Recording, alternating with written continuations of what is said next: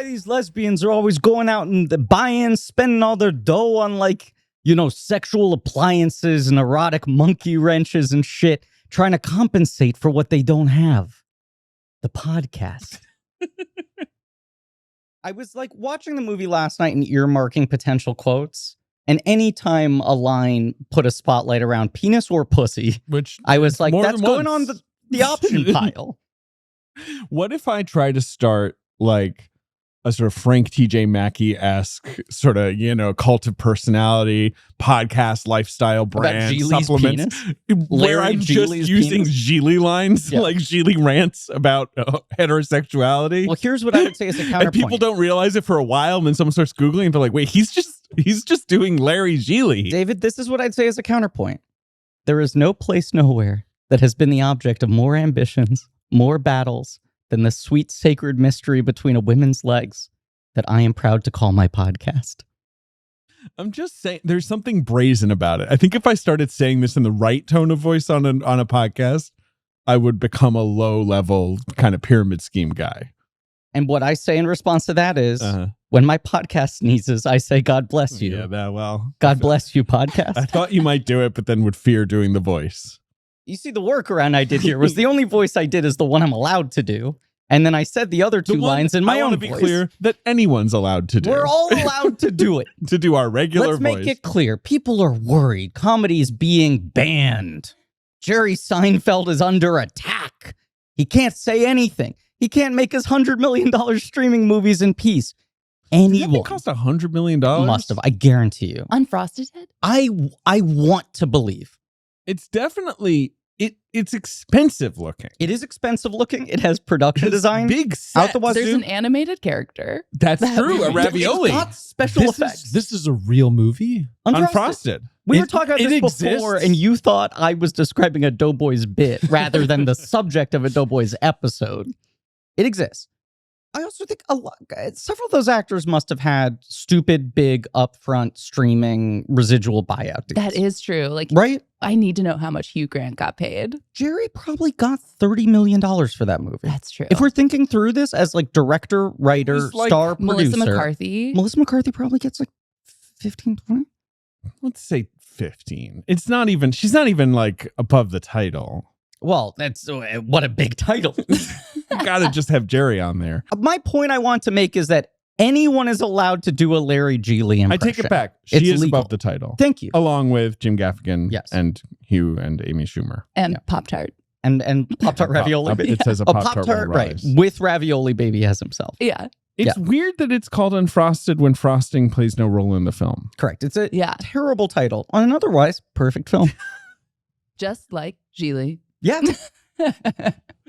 That is obviously there's no saving this one. Like if you're a studio executive being shown Gigli, right? You're not like, I know how to get this through, but I definitely would be like, can it not be called Gigli? Can we call it something else? That's the first change. Yeah. Can we just call it anything else? The whole time I really was so baffled where I just was like, if the whole bit is that when you look at how his name is spelled, you have no idea how to pronounce it. Yes. Then so you're going to make that be the title. Jen, I sent to you late last night. I thought you're an accomplished screenwriter. You're a student of the cinematic art form. I regretted not thinking to send this to you earlier. But I went, if it's not too late, let me pass this into Jen's inbox. A listener, like a year ago, saying, I know you guys threaten to do Martin Brest a lot. If you ever come around to it, sent me a Google Drive folder, had Hot Tomorrows, had Hot Dogs for Gauguin, which came into play when we did our Patreon series on episode on those two movies, and a March 2001 dated draft of Gigli. Gigli. So March 2001, so okay, not too long before it went into production. It goes into production, well, it's a pre-9/11 draft, as I said to Jen in the email, which is very important. There's a national innocence to the draft. Yes. I read I didn't finish it. It's 144 pages long. It's very long. It's very long. Yeah. But I learned a lot and also got a lot of questions. It begged a lot of questions, but one of them was that you described it as a pre-9/11 draft. You thought there was going to be a moment where that came into play. I'm like, I realized. 9/11. Oh, the Brest was like, now I have to take out the whole terrorist. Gigli hijacking the plane just isn't going to work. It's like Tobey Maguire, like being like in between the Twin Towers. Like there's like something where Gigli just like has to go to the World Trade Center. Look, before I gotta go. Look, I gotta go to New York. My favorite spot, the World Trade Center. It's got my favorite pizza. Before I introduce this podcast properly, I just want to say, title page, Gigli by Martin Brest, March 23rd, 2001. And then the second page on this 144-page script is blank, other than just 2 lines of text. Note, the first G in Gigli is pronounced like the J in Jacques. The second G is silent, rhymes with really. And then the script starts on the next page. If you have taken the time to write that out, you've maybe already lost the battle. And the craziest thing is the line, like the first line in the When movie. When he explains it, that's not in the script. No, it's so clear that someone said to him, hey. Someone's rubbing their temples. Please, just, the thing you said Marty, rhymes with really. The thing you put down for the reader, someone in the movie needs to say this. This is Blank Check with Griffin and David. I'm Griffin. I'm David. It's a podcast about filmographies. Directors who have massive success early on in their careers are given a series of blank checks to make whatever crazy passion projects they want, and sometimes those checks clear, and sometimes they bounce. Gigli? Cannot deny. Bounce all. I mean, this isn't Meet Joe Black, where you are like, oh, underperformed. This is a black hat. This is a black hat situation. Even beyond that, I just feel like we've been filling in some of the Mount Rushmore of the shorthand bombs. Ishtar, Waterworld, Gigli. These are like something Billy Crystal can say on an Oscar stage to have, and everyone will know it means a movie that did badly. Yeah. Right? Right.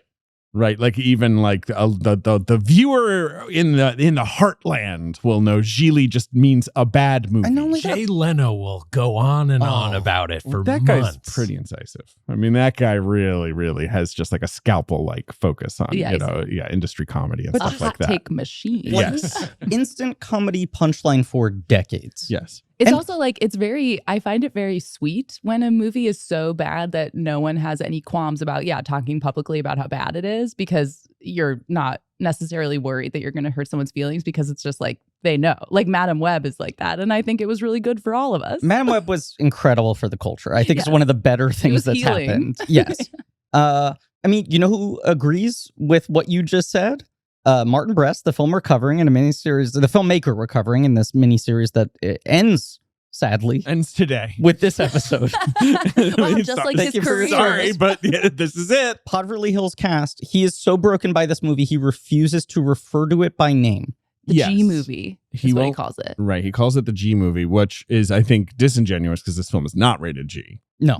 It has way too much cunnilingus talk to be rated G. And penis sneezing. Luckily unseen penis sneezing. Thank God. Heavily implied, though. Although, it is. Let's say Bartha, I think, probably would have played that scene with dignity and grace. That didn't ruin his career is actually offensive to me. Yes. No offense to Justin Bartha, who I think I've actually been mean about a lot on this podcast. Well, the first National Treasure, he has the worst look anyone's ever had in any movie, which you spent some time teabagging I think him he on. looks like a real dork in that movie. Well, yes. of course. Yes, I know he's playing a dork. A little dink. He's a little dink. You're not wrong that he is a little dink. They made him look normal in Book of Secrets. They did. I would argue he's almost like they heard me yelling from the funny future. in both of them. He's fine. Yeah, he is. In a time where he really needed that. Like when National Treasure is coming out a year after Gigli, and people are like, I'm sorry, the comic relief in the movie is the cognitively disabled kid from Gigli. Are you guys trying to tank this? And everyone's like, you know what? He's just funny enough. I mean, luckily, no one saw Gigli. Yes. That was, you're right. That saved him. Look, this is Beverly Hills Cast, which we're concluding today with Gigli, the 2003 calamity. And today joining us on the show, one of Hollywood's hottest screenwriters. Yeah. I mean, yeah. Hocus Pocus 2. Wow. Quiz Lady. Yeah.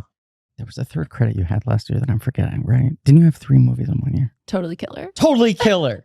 Jen D'Angelo's here. Hey, Jen. Hey, I'm so glad to be here talking Gigli. Oh, you crazy person. Here's the thing I want to throw out right off the bat, off of what you're saying. Do people even know he was the guy in Gigli? I think most people who laugh at Gigli jokes, who make Gigli jokes, who still think of Gigli as a shorthand don't know what Gigli's actually about.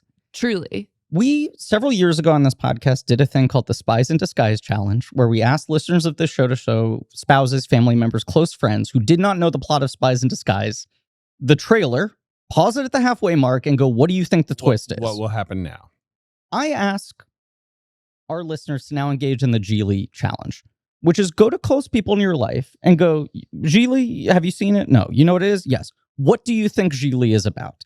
And I think 99% of people will just go, it's some weird romantic comedy with Ben Affleck and Jennifer Lopez. Maybe they know Mob. They might know Mob. Right. I don't think most people know that she is a self-identified lesbian. I think... And they are both babysitting okay. developmentally disabled... They don't know that. Yes. Younger brother of an federal attorney. prosecutor. Yeah. Right. Yes. Who they're holding hostage as leverage against an FBI Their investigation. boss. Yes. Yeah. Right. A mob case. Right. I don't think people Nobody knows that part. I think some people might sort of know the lesbian part because it's turkey time, gobble, gobble. This is what I'm interested in. Wedged The layers. its way in. The layers of Right. The Rock I'm Yeah. interested in because I'm like, yes, that's the order. Some people know, yes, the sexuality. The Sultan Right. of Slick. Or Yes. like monologue, I feel like. I just think most people don't know that Bartha's a part of it, and it is the movie. It's the whole movie. It's the whole fucking movie. I had a very fun experience of watching this with my husband, who is like a huge movie guy. Like that's all we do. And he had never seen Gigli, which shocked me to my core because we both love watching movies that are so bad they're good. Sure. But I wouldn't even say that this qualifies as that, honestly. But it's an iconically bad movie. I was certain he would have seen it. We were watching it together, and as the live commentary of Ben Affleck walking into the assisted living facility, Lucas was just like, oh no, is someone going to be playing a mentally disabled person? Why is he here? Who is it? Oh my God, it's Justin Bartha. Like, it was just the entire narration leading up to the scene of just the horrible reality unfolding. And then dropping to him like, hey, and this is the rest of the movie for here on out. Yes, this is the only discernible sort of like stab at a plot. It's the plot. It's the conflict. Yeah. Almost every scene is the three of them together. It's Rain Man in LA, like in an LA apartment. Right. It's so crazy. It's Rain Man plus Chasing Amy. Yeah. Is what this movie is set within the Mob, right? Yeah, Rain Man plus Chasing Amy plus like Prizzy's Honor or whatever. Right. Yeah, something like that, like a light mob dramedy. I mean, the studio people were like, it's Midnight Run. Yeah. But it's not. It's Midnight but Run no meets one Rain Man. runs anywhere. But no one runs anywhere. It's set in one shitty apartment. That's what's wild about it. Intentionally shitty. What's wild about it is you understand how on paper studios could be licking their lips and going, Martin Brest is over the Meet Joe Black thing. Right. He wants to make a zippy rom-com about a mobster and a hit woman. Crime. He's got The Ben law. Affleck and J-Lo. Cool. He's made two of the most profitable movies in this exact lane. Pacino and Walken are agreeing to do like one scene performances. Extended cameos. Yeah. Justin Bartha. Who's that? Don't worry about it. Look, Gigli. The problem though, you're like on paper, yes, absolutely. I get why people are fighting over this. I get why stars are flipping in and out of the casting of this. But then if you actually look at what he's doing, you go, hey, Marty, let's maybe rethink some of these elements. I'm certain you guys must have read his like interview from last year in Variety where he talked about his career. He finally sort of talked about it. The quote, I screenshotted it. Can I read it? Please. It really, I've been thinking about it since I read it because the way that he talks about what this movie, like what he thought it was going to be, and then what it became. Okay, so this is how he described Gigli.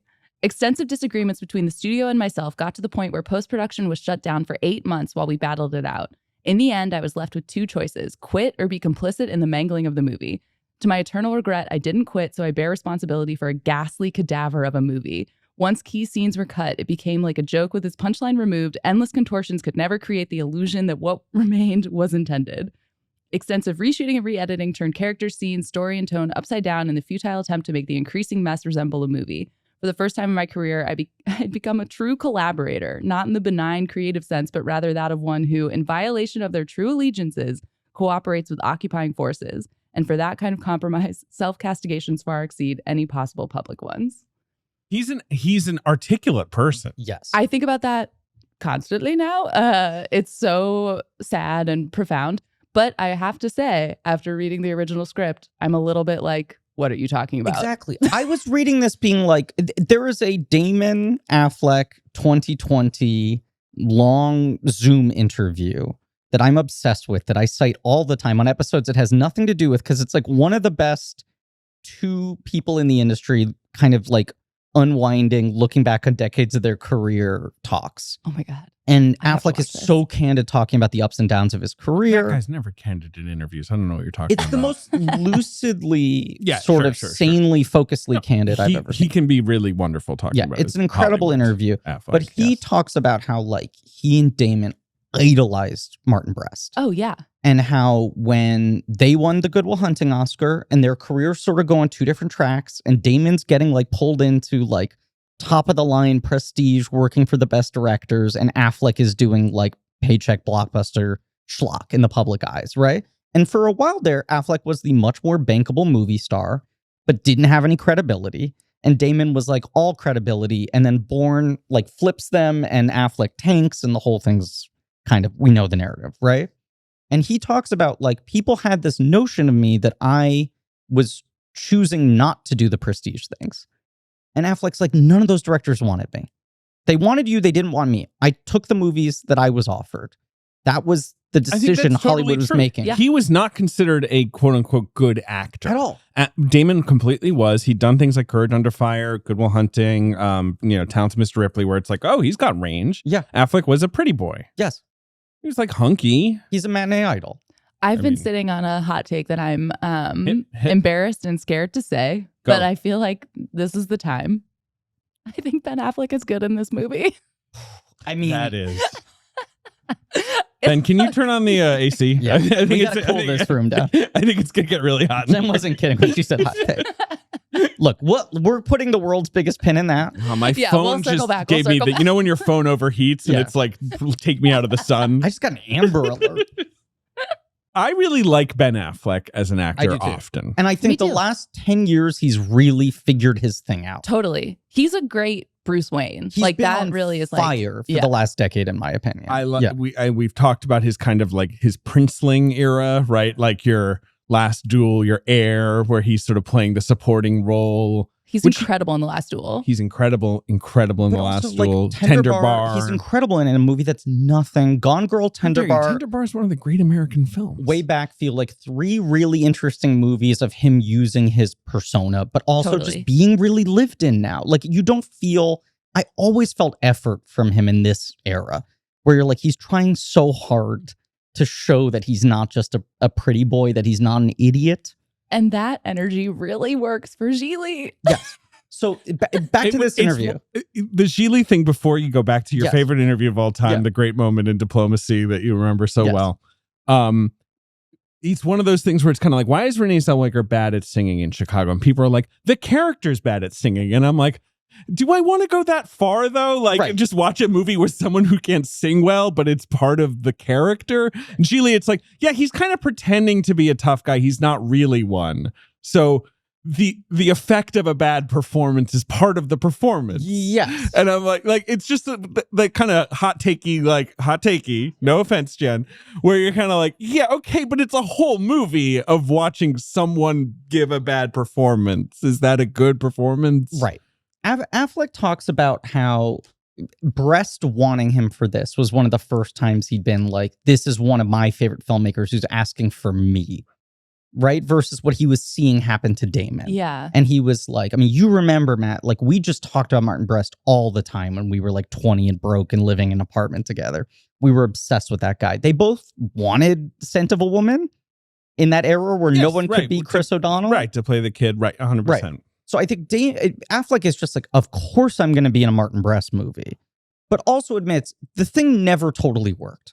And he's like, what ended up coming out in the dossier, was the worst version of it. Sure, right.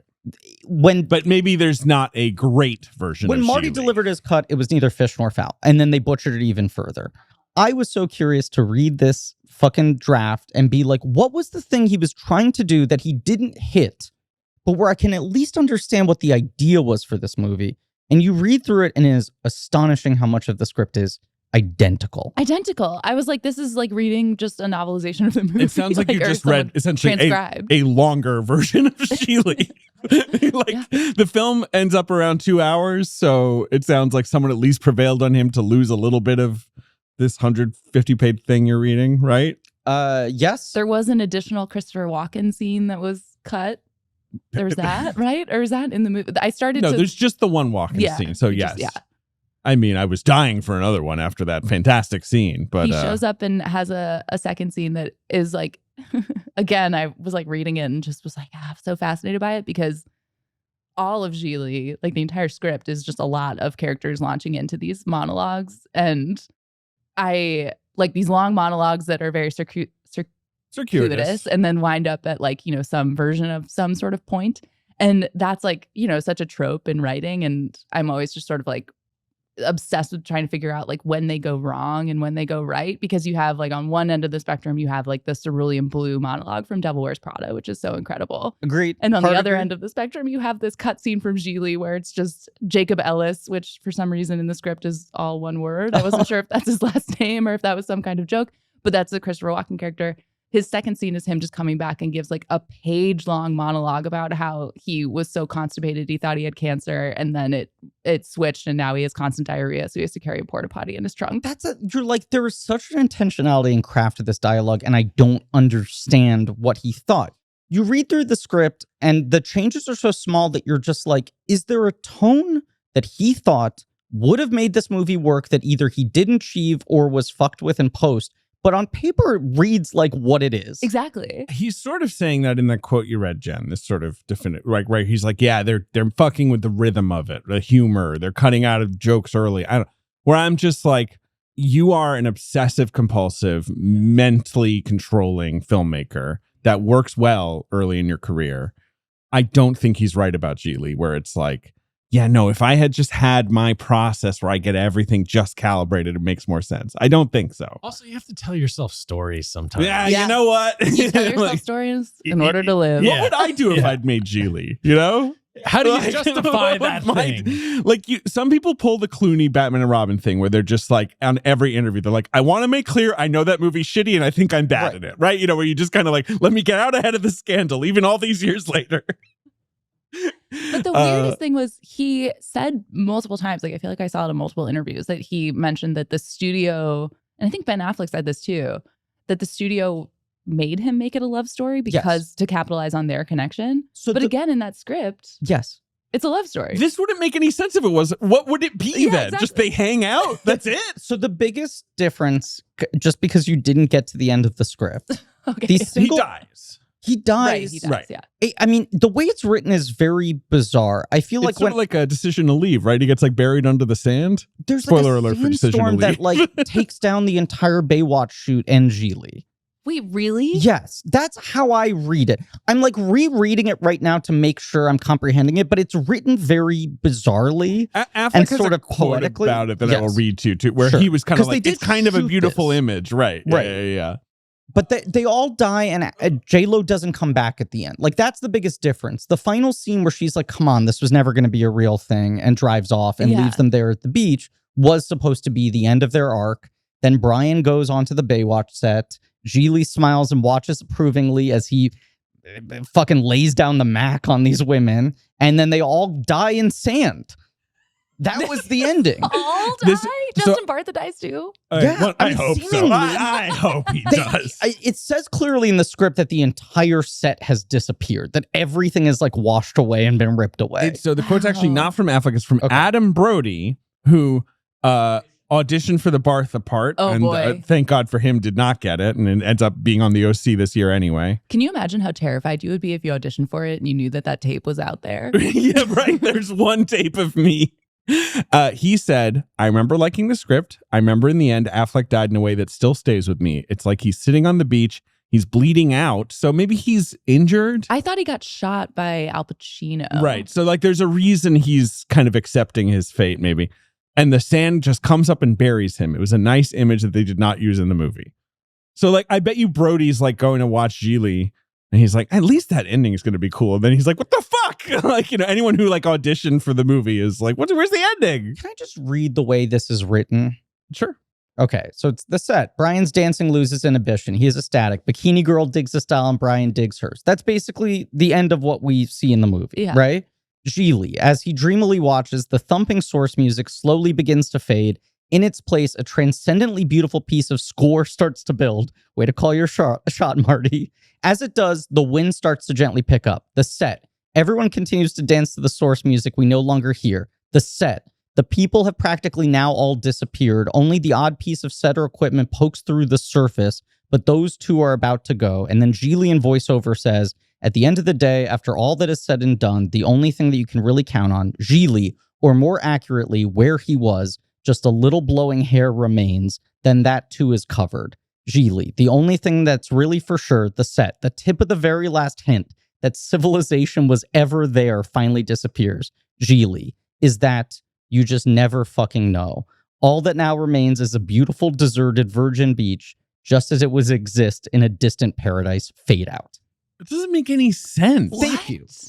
I don't understand. The end of the world? Yeah. I don't know. That would be a taste. That'd be a twist. It's bizarre. That 'cause the World ends. Yeah. He Right. doesn't frame it like a sandstorm in the distance, Yeah. people running. It's like, it's written very elusively. That's so crazy. But they shot some version of this. Because there's also a point in the script earlier that I couldn't remember if this was in the movie either. I'm almost certain it wasn't, but there's like a part very early on where he's walking down the street and then pauses and closes his eyes and then he's on a beach. Yes, I think that's not in there. Yeah. Right. So that was setting up. So there's something very meaningful about Gigli on a beach, I guess, that we just didn't know. Even if the movie was called Gigli on the Beach, would be better than just Gigli. Yeah. Absolutely. But like, I detest Scent of a Woman. I understand Yes. exactly what he was trying to do. And you can argue he succeeded in doing a thing that I think sucks. This film is worse than Scent of a Woman. This is I'll my say whole it. question going back watching this is like, I get less angry watching this than Scent of a Woman, but I cannot identify what he thought he was doing. You really cannot pin. And I like to do this. Anytime we cover a calamity on the podcast, I like to try to fucking salvage what was the idea in their head. Right. Especially What was when the thing that went astray? it's someone who has made good movies. So you're like, like this person is not without skill, surely. And we can talk about it. I'm going to read you from the dossier. But Jen, did you like Gigli? I loved Before it. I start. No, it was Jen came in before Griff was here and was like, and I love Gigli. And I was like, wait, really? Wait, I'm not mad, but is that what you're going to do? And you were like, no. And I was like, okay. When did you first see it? You'd seen it before. I've seen it before. I saw it in high school. I remember I rented it. I forced my friends to rent it from Blockbuster for a sleepover because I was like, it's so bad. I'm like, pretty sure this is what I did as well. yeah. Right. And then- famously bad. Let's Let's goof watch on it. it. Yeah. Right. Yeah. And yeah, within like 30 minutes, 40 minutes, you're just sort of like, okay, well, I'm not enjoying this at all. And it's like not really anything. It's just kind of boring. I Incredibly genuinely boring. don't remember Incredibly if I boring. ever made it to the end. I don't think I finished before it. watching Yeah. it last night. It's also one of those movies that, like, as much as there was this gawking, like, oh my God, what a disaster thing, Sony was so on guard about it that, like, the second it wasn't doing well, they were like, yep, we're sorry, we're pulling it out of theaters. Like, it was gone so quickly. It was gone within like a week from theaters. It had a like 1.5 multiplier. Like it was that. It was, opens to 3, I believe. It ends up at 6. But beyond that, it was like, it opened in 2,000 It screens. was in theaters for 3 weeks. The next weekend, it was on like 70 screens. It's everybody has 2 weeks. Theaters basically demanded of you. You cannot pull a movie after 1 week, especially back then. But I think even now, you book 2 weeks. So it is on 2,200 screens for 2 weeks. Uh-huh. And then in its third week, it is on 73 screens. And then fourth week, it is gone. Those screens are probably people who like didn't pick up the phone, like when like Sony called is it Sony? Yeah. Yeah, like being like, hey, can you send the Gigli? We're not doing Gigli anymore. So they just like did 1 more week. Those theaters were caught under the sand. They got sanded over. Just a little hair visible. It made $3.7 million in its opening weekend. It made $18,000 in its third weekend. It didn't do well. My favorite little tidbit that I saw was that Ben Affleck got paid $12.5 million. J-Lo got paid $12 million, and their combined salary was like more than double, or more than 3 times the gross. Right. Money, each one of them made twice as much as the movie made in total. Incredible. As a single person. And we'll get into this too, but J-Lo was like flipped in very late. Very late. Which is the fascinating sort of like sliding doors of this movie. Can you imagine? Because it was supposed to be Halle Berry? Correct. And X2 ran over schedule. Sure. I mean, it's not like the movie's better or worse with her, but it probably is more, we'll talk about it, more under the radar. Right. Right, with her. And then it's just kind of forgotten. I just want to cite this. We're recording this pretty close to when it came out. We're happy to, I was like, to when Gigli wait for you. No, because we've been recording a lot of episodes like months in advance. Yeah. This is coming out only a couple weeks after we've recorded it, but it needs to be noted. Like a couple weeks ago, I get a bunch of texts that are like, I hope you haven't recorded your Gigli episode yet, as the rumors about Affleck and J-Lo splitting up are like hitting a fever pitch. And then I just felt like, well, I hope before we record, there's some sort of like settlement of this. And it feels like we're existing in this very bizarre state now where like 2 months ago, we would have been recording this episode being like, and the nice part is, of course, 20 years later, they got married and they're happy. And now no one fucking knows the status of their relationship. I think it's broadly reported their relationship has ended. He's moved his belongings out of their home.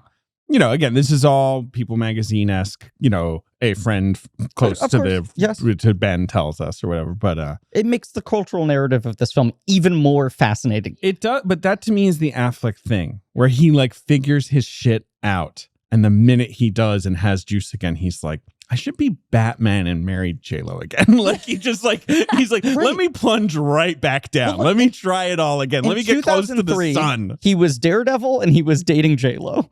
And 20 years later, he's like, I should do both. I have to do them both. I gotta be Batman and date J-Lo. I gotta marry her. I'm like, because I really do think he's such a good Bruce Wayne, but then the Batman, like the movies around him are so bad.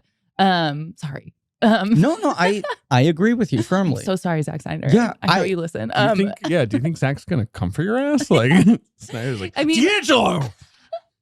He seems like a nice man. I have Send nothing some against him parademons after you. I've only heard the best things about him. I've heard he's lovely. Yeah. Sure, but yeah, it's such a like Ben Affleck is just such. I root for him. He's just so sad. It's like he's just such a sad aura around him. I think it's just we just have to accept that is the Ben Affleck experience, and he will never be totally happy for us. He will have his happy times and his sad times, and we're with him all the way. In all of them, I guess, right? We're just going to ride the roller coaster with Ben Affleck. Yeah. I think so. Yes. Yeah. And we're just going to accept that sometimes he just is really, really sad on the street holding a big old Dunkin' Donuts iced coffee. And with his large back tattoo that maybe he's altered, maybe not. The back tattoo is also very unfortunate. You're right. He's become this weird version of like an F. Scott Fitzgerald character. Yes, some sort of modern. Human, though. That's what I'm saying. That's why we're with him. Yeah. This beautiful man at the top of the mountain who has everything, and yet it's always just a little out of his grasp. He's always reaching a little bit further. Yeah. And he loves movies so much. Loves them. I of course am obsessed with Project Greenlight. And there's a talking head moment that he had in season 4, was it? The very cursed season that I loved so much. I believe that was the cursed season. Was that the comeback HBO Max season? Leisure Class season. Right. But like when they're having all the arguments over like, oh, can he shoot on film? Can he not shoot on film? There's a talking head with Ben Affleck where he's just like, I mean, The Godfather was shot on film. Porky's was shot on film. Need I say more? And I just like, I love this so much. It's Ben Affleck in a nutshell, where it's just like, he loves movies so much and he wants to like fight on behalf of the filmmaker. And yet his 2 examples are just like, A, digital didn't exist, and B, like those are just such funny. Like, yes, those are the 2 that he's Canadian showers just popped. You know, the grain on that white tile. And those bare shower heads. I'm trying to think of like anything you could say about Porky's visually, apart from that it has TNA. Sure, the glory hole. From Midnight Run to Meet Joe Black, mm-hmm. Martin Brest worked at Universal Pictures. Oh, yeah. He made hits. Mm-hmm. by hits, I mean he made 2 hit films, Yeah. Midnight Run and Scent of a Woman. Uh-huh. Then he makes Meet Joe Black, muted reception, disappointing box office, combined with, as we mentioned, Babe Pig in the City's disappointing box office. Casey Silver, head of the studio, longtime friend, is turfed out. So Silver starts just becoming a producer, freelance, whatever you call it, right? Does Hidalgo over at Disney. Sets up an Ethan Allen movie called Rebels at Walden Media that I think never was made. Okay. And sets up a little movie called Gigli at Revolution Studios. It's not a great run if the movie that never got made is far and away the most successful of the 3. Hidalgo was like quietly a financial calamity. I think the problem with Hidalgo, which made money, was that it was quite expensive. $100 million. It was, yeah.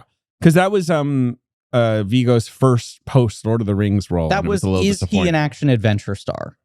Can you just slot Viggo into any film with this energy and it will work? So this film is set up at the notorious Revolution Studios. Joe Roth's, sort of insane.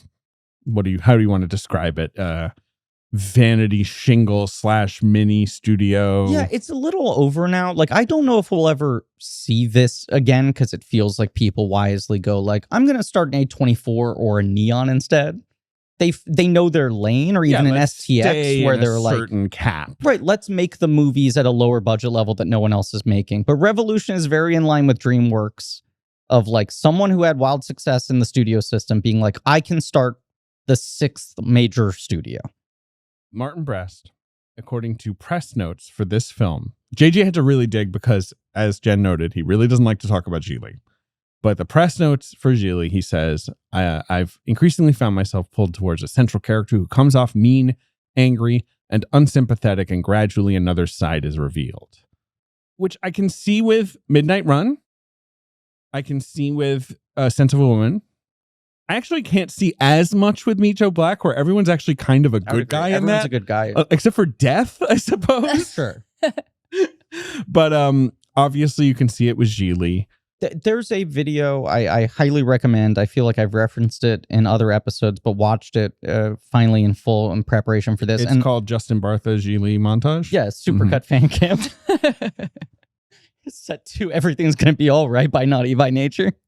No, there's this Irish kid named Daniel Fee who during the pandemic started interviewing directors and just sending cold emails, and all these big directors agreed to speak to him. And Brest was like the first guy he reached out to. And in watching the video, realized JJ's been pulling a lot of quotes from this, with attribution, because it's one of the few public, it's certainly his first video interview in 20 years. And this kid is Irish kid with 2 deaf parents, and movies were their bonding force. It's really sweet, and he's really earnest, and he really wants to be a filmmaker. And he's like, my dad's favorite movie is Midnight Run. He reached out to him. Martin Brest is like, I believe in you, but I don't do interviews. And then this kid proceeds to get the Russo brothers and all these big people to sit down with him. And Martin Brest circles back and he's like, I'll do the interview.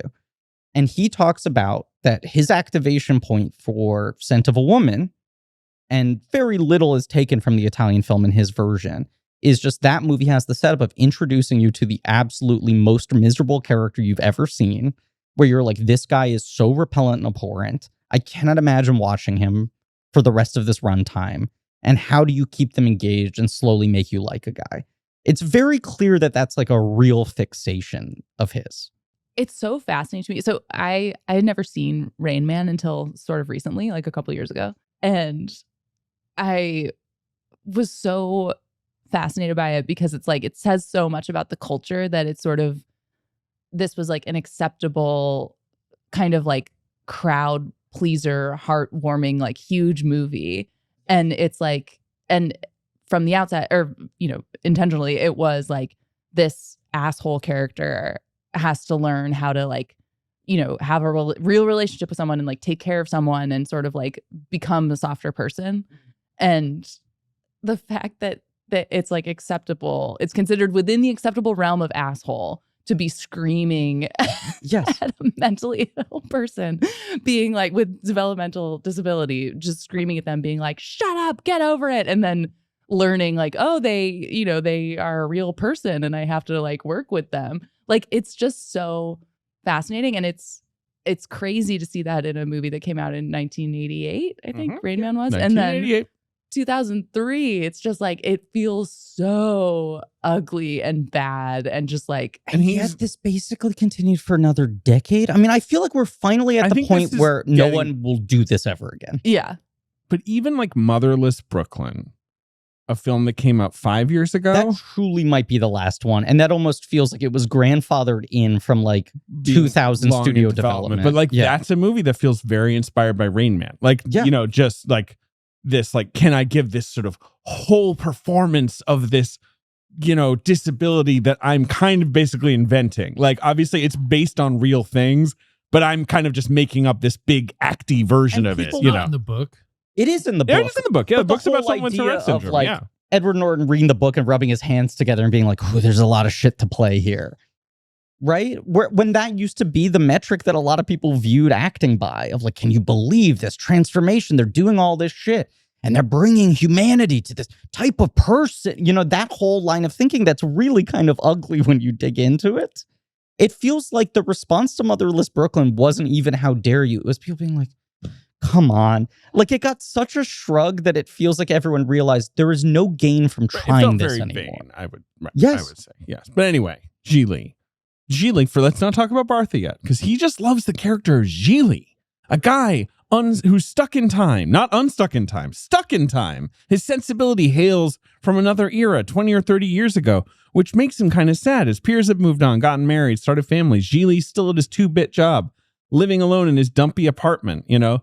He likes this fake tough guy that Gigli is. This is why he loves, you know, whatever, this story idea is that he's rooted it in this sort of Gigli character that speaks to him so well. Tough guy? Is he a tough guy who kind of can't keep it up anymore? Right. Have the times left him behind or whatever. This is where I immediately start to disconnect of like, Marty, I love you. I do not understand what is innately appealing about the idea of this character. Not at all. A scent of a woman, I can get it. If you say to me, here's the idea of the guy, I go, I could see how I could lock into that. I'm blind. I'm horny. I can't stop juggling these grenades. I want to die. I mean, I like the idea. Like, here's what I liked about the character of Gigli. Yeah. Let's just say it again. Gigli. I'm like, okay, there's something interesting to me about like, here's this tough guy, like, and he just beats people up all the time and, you know, is like a criminal. But, you know, we think he's like so cool. And then we just sort of slowly realize like he's a loser and he has no friends and like he has to take care of his mom and it's really sad for him. It's like and no money, has, like, crappy place. Yeah, and by take care of his mom, give her a shot in her butt. Yeah. Give her, I assume insulin of some kind, give her just butt like injection. one time. It seems, and otherwise she seems totally fine. But then, like, what I butt up against is I'm like, I can see that being interesting to me. But then what happens? Well, sure. But also I'm like, the interesting version of that guy for me is 20 years older than this character. Like if it Polly was Walnuts or Affleck today. You know, yes, he's a little young for whatever Brest is talking about. Right, because this whole vibe we're talking about, something about like he's out of time, it's moving past, he's losing everybody. He's a little too fresh-faced for that to be reading to me as anything other than just kind of being like irritable. That's true. And it's also like the guy that he works for, it's not like he has like a real relationship with him. Like their relationship is very confusing. And it's not like, it's like, oh, I've worked for this guy for so long and like. Affleck's 32 when this movie comes out. Wow. So essentially, if we're going by Brest's kind of notion of this, it's like, sure, when he was in his 20s, there were a lot of guys running with him and being like this. But in the last few years, that's changed. Like, it just doesn't feel like quite enough. No, also 32-year-old Affleck is one of the least hardened looking people in the world. Yeah. Yes. So he's still so pretty. All right. And I thought that really worked for the character. So Affleck says, you know, his name nobody can pronounce. It's a series of endless embarrassments for the character. He's living a life that doesn't really feel as his. He's faking it. underneath the macho posturing is someone who's actually very sweet and unhappy. The story resonated with me in a way. Like maybe it's sort of speaking to Affleck's vanity of like, yeah, people don't get that I'm like, I'm a sweet guy. Like just because I'm so beautiful and famous. And also being like, and I'm such a tough guy that people like, I feel like Ben Affleck really thinks of himself Everyone as like a thinks I'm tough, so tough kid. Right, Yeah. right. But yeah, there's something that should be an interesting outlet for Affleck in like, I'm stuck being a like Michael Bay leading man, and I have like poetry in my heart, and everyone thinks I'm a dumb, pretty doofus. So Ricky, of course, is Gigli's counterpart. We don't even need to talk about that right now. Okay, so I mean, he doesn't have much to say about it. It's like she lets Gigli know that his bullying has no effect on her. He's just sort of describing the movie. No one's ever affected Gigli this way before, and he falls madly in love with her. It just kind of feels like someone who's lost their mind. And I come over to their house. I'm like, what have you been doing? They're like, yeah, I'm doing this. Like, this is Gigli. And like holds up an eye. Like, and this is, and she's going to help him. And I'm like, these are not like, this isn't enough. It's very basic archetypes. I'm doing Adam Scott in Parks and Rec. Yeah. Could a depressed person make this? Right.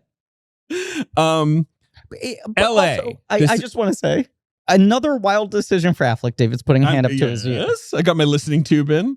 That this will now be the second time Affleck has signed on to a I fall in love with a self-professed lesbian, and we just slowly kind of wait out the like, but are you really game?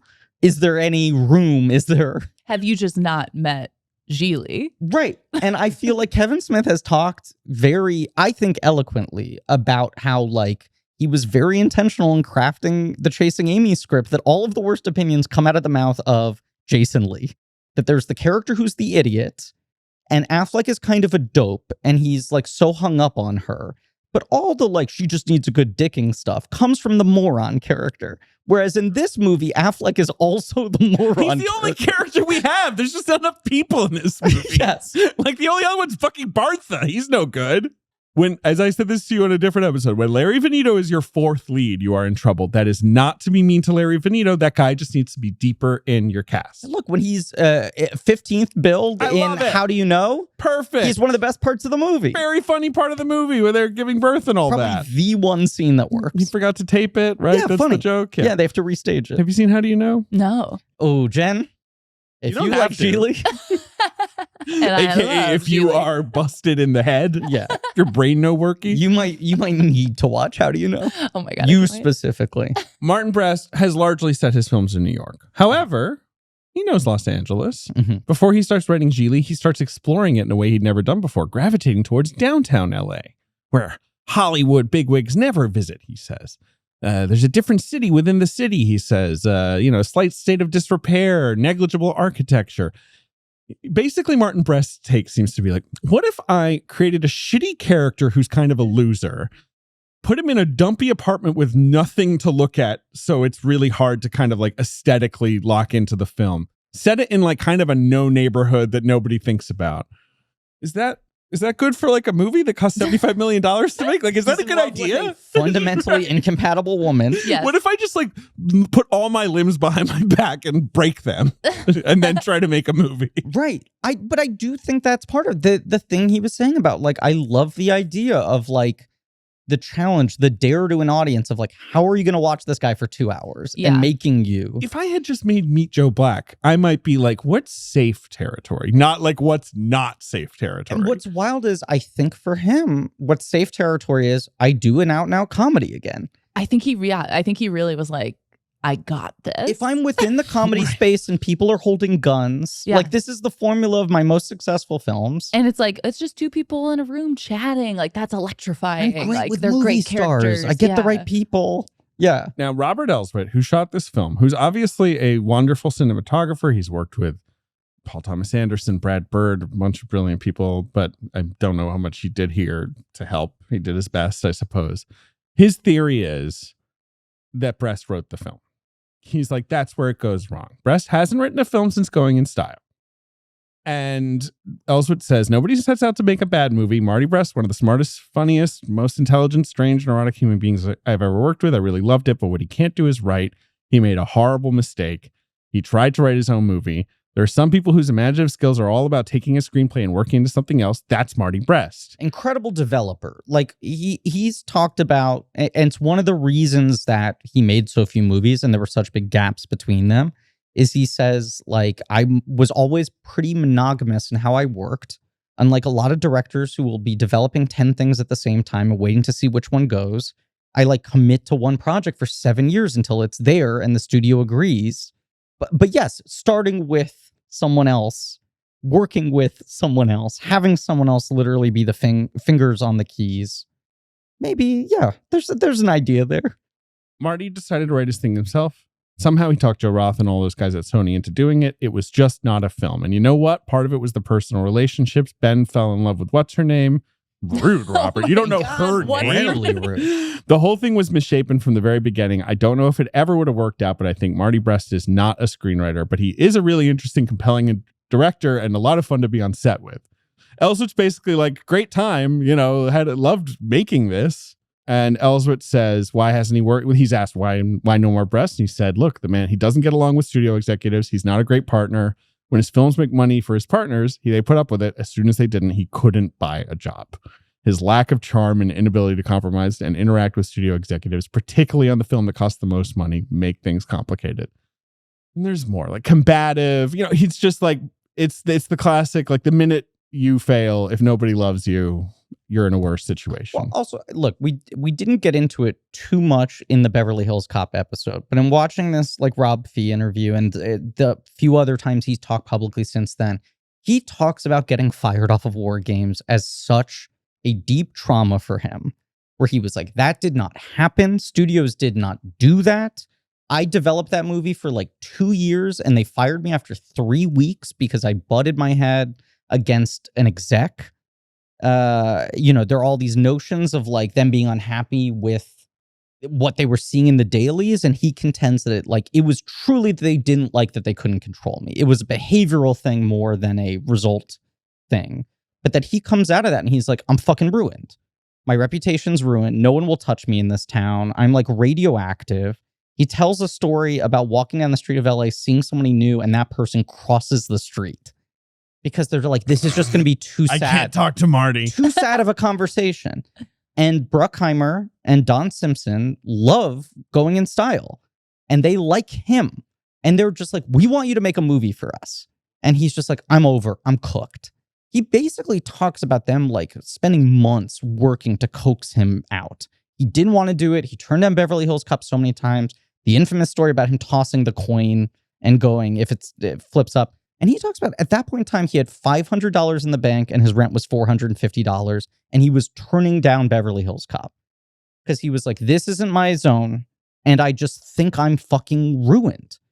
And they force him to make this movie. It's this miracle. It works out so well. But you understand how if Gigli hits him this hard and no one's coaxing him out, he's like, okay, then I'm done. And the Variety interview he did in 2023, I want to find this line, but he talks about it where he's like, look, I think I just had a good run. It was over.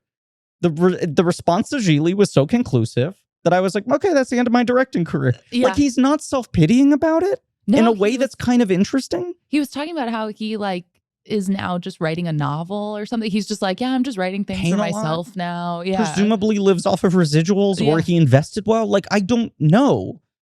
Yeah, I mean, I'm not worried about him like paying the rent. Like, clearly he's doing fine, which is great. But I'm sure there was a period post-Gigli.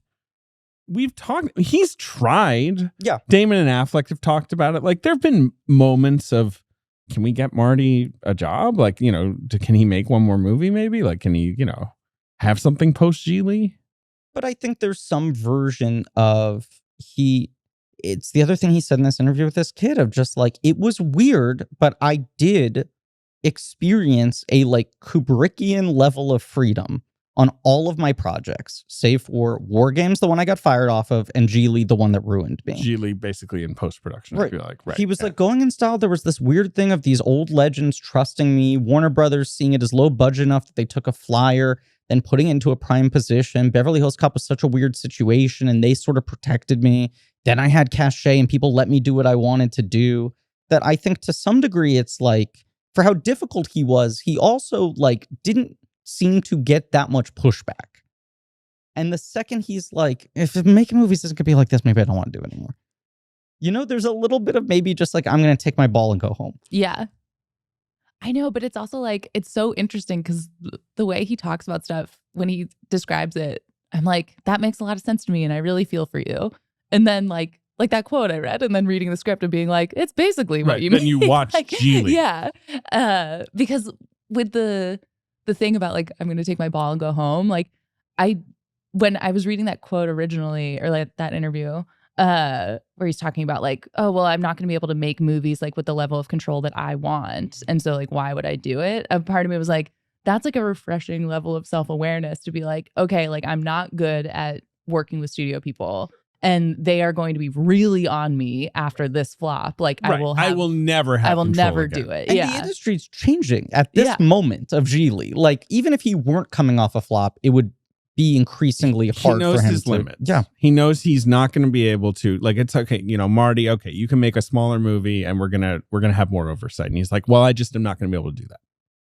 Ben Affleck not written for Larry Gigli. I mean, Larry Gigli not written for Ben Affleck in mind, right? You know, but easy choice for the role, Brest says, has the physical presence to make him intimidating, possesses a wonderful vulnerability, reveals a certain amount of self-doubt. I know what he means.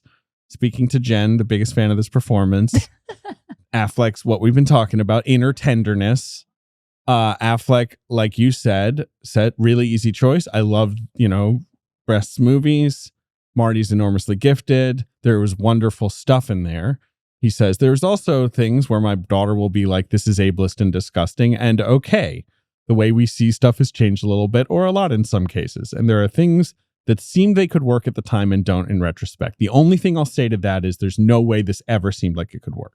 I refuse to believe that. No. I found the quote I was looking for, which is, I had a good run and I enjoyed success and freedom, and that was fantastic. I would have liked it to go on longer, but everyone likes everything to go on longer, but I feel very grateful for what I experienced. I'm glad he's at peace. And then he spends 2 paragraphs talking about, well, then a script came out of me and I shopped around and no one wanted it. Oh, right. No. So it's like, I'm glad he's at peace, but it's not like he immediately was at peace. Right. Once again, the Joan Didion quote, we tell ourselves stories in order to live. You know, we gotta have some kind I'm curious though. I mean, JJ didn't find anything about, like, even if he didn't write it in mind, was it just immediately to Affleck? It feels like Affleck was at that moment pretty much one at the top of a lot of lists, right? He's getting gigantic projects, obviously. They're not, like, as you say, auteur projects usually, but he's clearly a hugely in-demand star. I was, how old was I when this movie came out? 17. I remember when Armageddon came out when I was 12. Every girl I knew had a huge crush on Ben Affleck. It was not like he was some niche performer. He was below Leo in terms of like baby face cutie pies that like people my age liked, but he was right up there. Everyone had a crush on Ben Affleck. And versus Leo and Damon, who were being so strategic about their careers. Damon, and trying to be clear, was way lower on the list. Nobody had a crush on Matt Damon back then. Yeah. But they were also like building like serious artist careers based on working with auteurs and whatever. Yes. There was something to how popular Ben Affleck was and how willing he was to just like be a movie star. And when he talks about it as a lack of options, but I think Hollywood was desperate for someone like this at this moment. He does so many movies. Like he does post Good Will Hunting. So 1998, he's in 3 movies. 1999, he's in 3 movies. 2000, he's in 3 movies. Plus he plays Joseph in Joseph, King of Dreams, which seems to be some sort of a straight-to-video sequel of Prince of Egypt. Yeah, weird. Okay. 2001, he's in 3 movies if we include Jay and Silent Bob Strike Back. He plays 2 roles in that. He does, Holden and himself. Yes. 2002, he's in 3 movies. 2003, he's in 3 movies. Like he just like was inescapable. Yeah. Yes. It was consistent. Right. Where very few of these movies are good, which is definitely the mistake he made. Yeah. A fair amount of them are mediocre. Stuff like Bounce, Forces of Nature, Changing Lanes.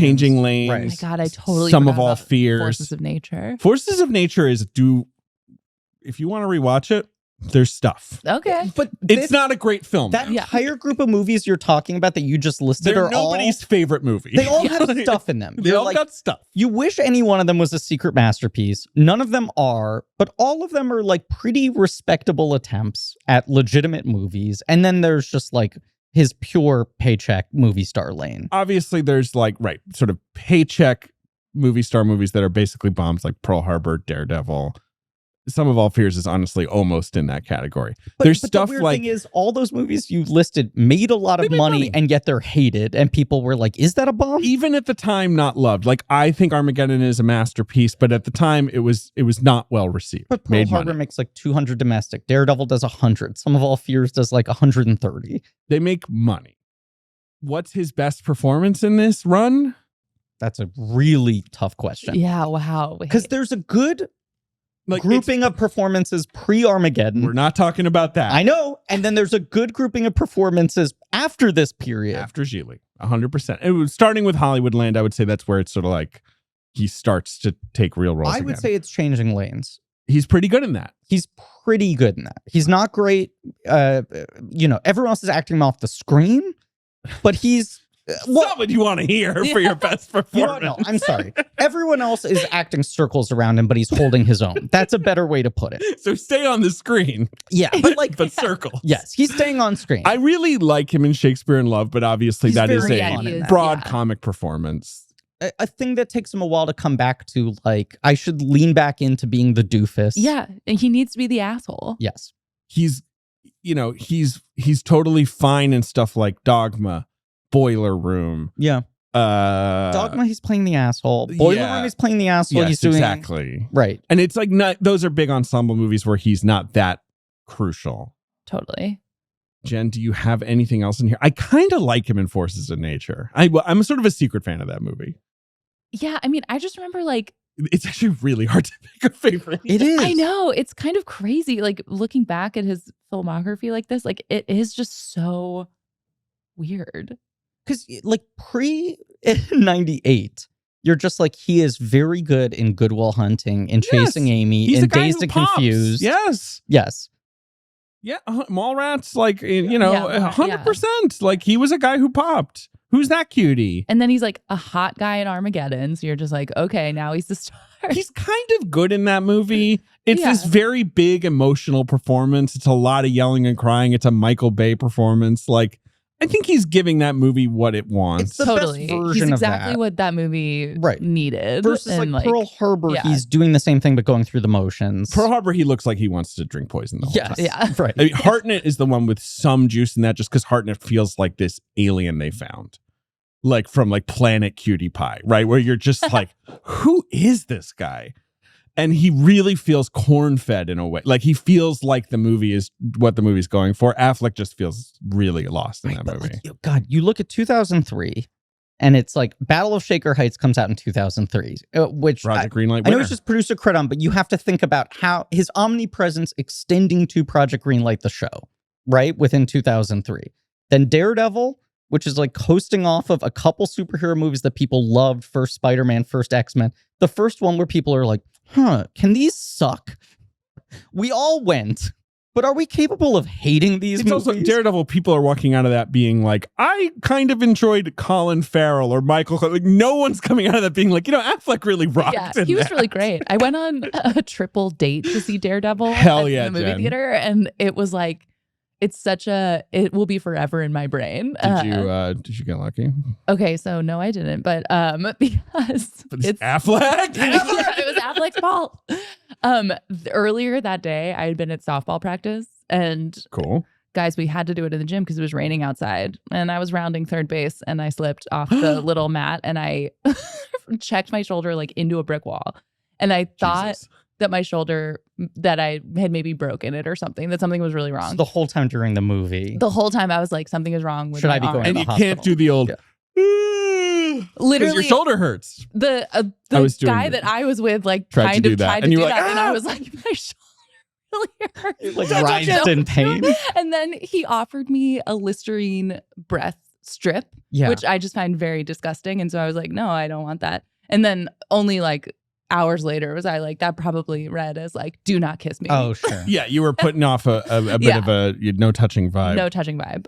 But one of the couples that we were with made out the whole time. They missed all of Daredevil. That but sounds like the right move. I got to enjoy Daredevil. I got to learn about Elektra. If Daredevil played softball in the rain, he would have done so well because his radar sense would have been going crazy. Right. That's the other big takeaway from Daredevil is that like Daredevil comes out, it opens to like 40 million, it makes 100 million. Kind of like sneaks to 100 million. Right. Yeah. And very quickly Hollywood is like, we've heard your cries, Elektra movie. Yeah. And everyone's like, didn't Elektra die on screen? And they're like, Elektra movie. She's here. She's going to fight a guy whose tattoos come out of his body. Is Daredevil 2 happening? We're not even talking about that. It's true. So they even talked about like a Bullseye movie. Nobody talked about a Daredevil movie. 2003, Project Greenlight's airing. He's now been dating J-Lo for like 6 months since production ended on Gigli. This right? is how they met? Yes. Oh my God. But he is listed as boyfriend and Jenny from the Block, the music video. He sure was. In 2002. So that's then, a year before. They film it in 2002. They got to get... This movie also took a while to get to us. 8 months of freeze out in post-production. 8 months of freeze out. So just think about Project Greenlight. He's dating J-Lo. He's all over the tabloids. Daredevil comes out. Gigli comes out in August. And then what I would argue is the thing that is actually the most damaging final nail in the coffin of this era of Affleck isn't even Gigli. It's ending the year with a movie called Paycheck, where everyone's like, you're admitting it. Yeah. He's really bad in that movie. But Paycheck also, is... I just feel like stinks. the movie sucks. I saw that on a date. And everyone's like, dude, we're all looking at you as a Paycheck guy. Yeah. You can't be in a movie called that and like cash in a lazy 20 million to be just dude with a gun.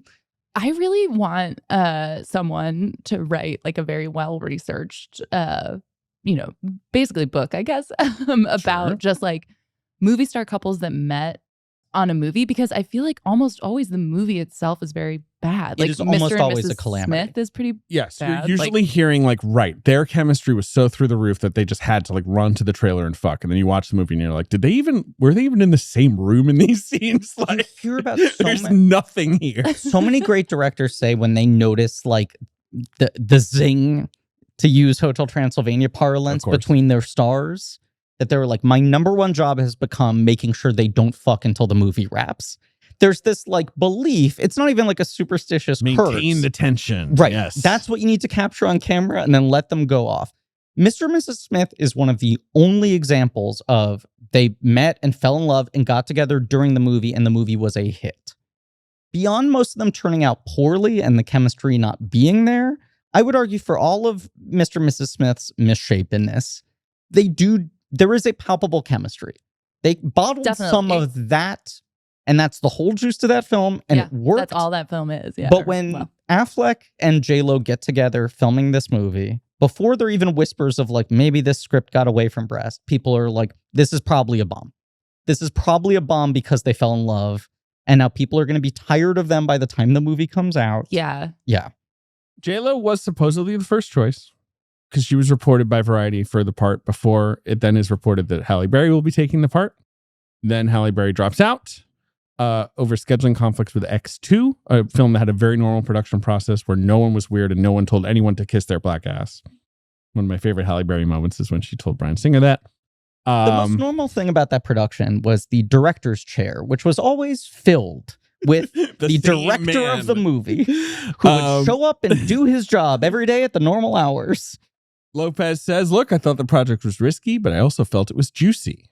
It was tough stuff to work with. It's about relationships, she says. It's about men and women and what they think of each other. I'd say it's definitely I'm going to cut you off there, J-Lo. It's definitely about men and women and what they think about each other. I don't think it's about the former. I don't, No, I disagree. It's mostly not. a movie of people just yelling at each other. People It'd be funny monologuing. Martin Brest is right. What's Gigli about? He's like, it's about this guy called Gigli. And I'm like, you're not wrong.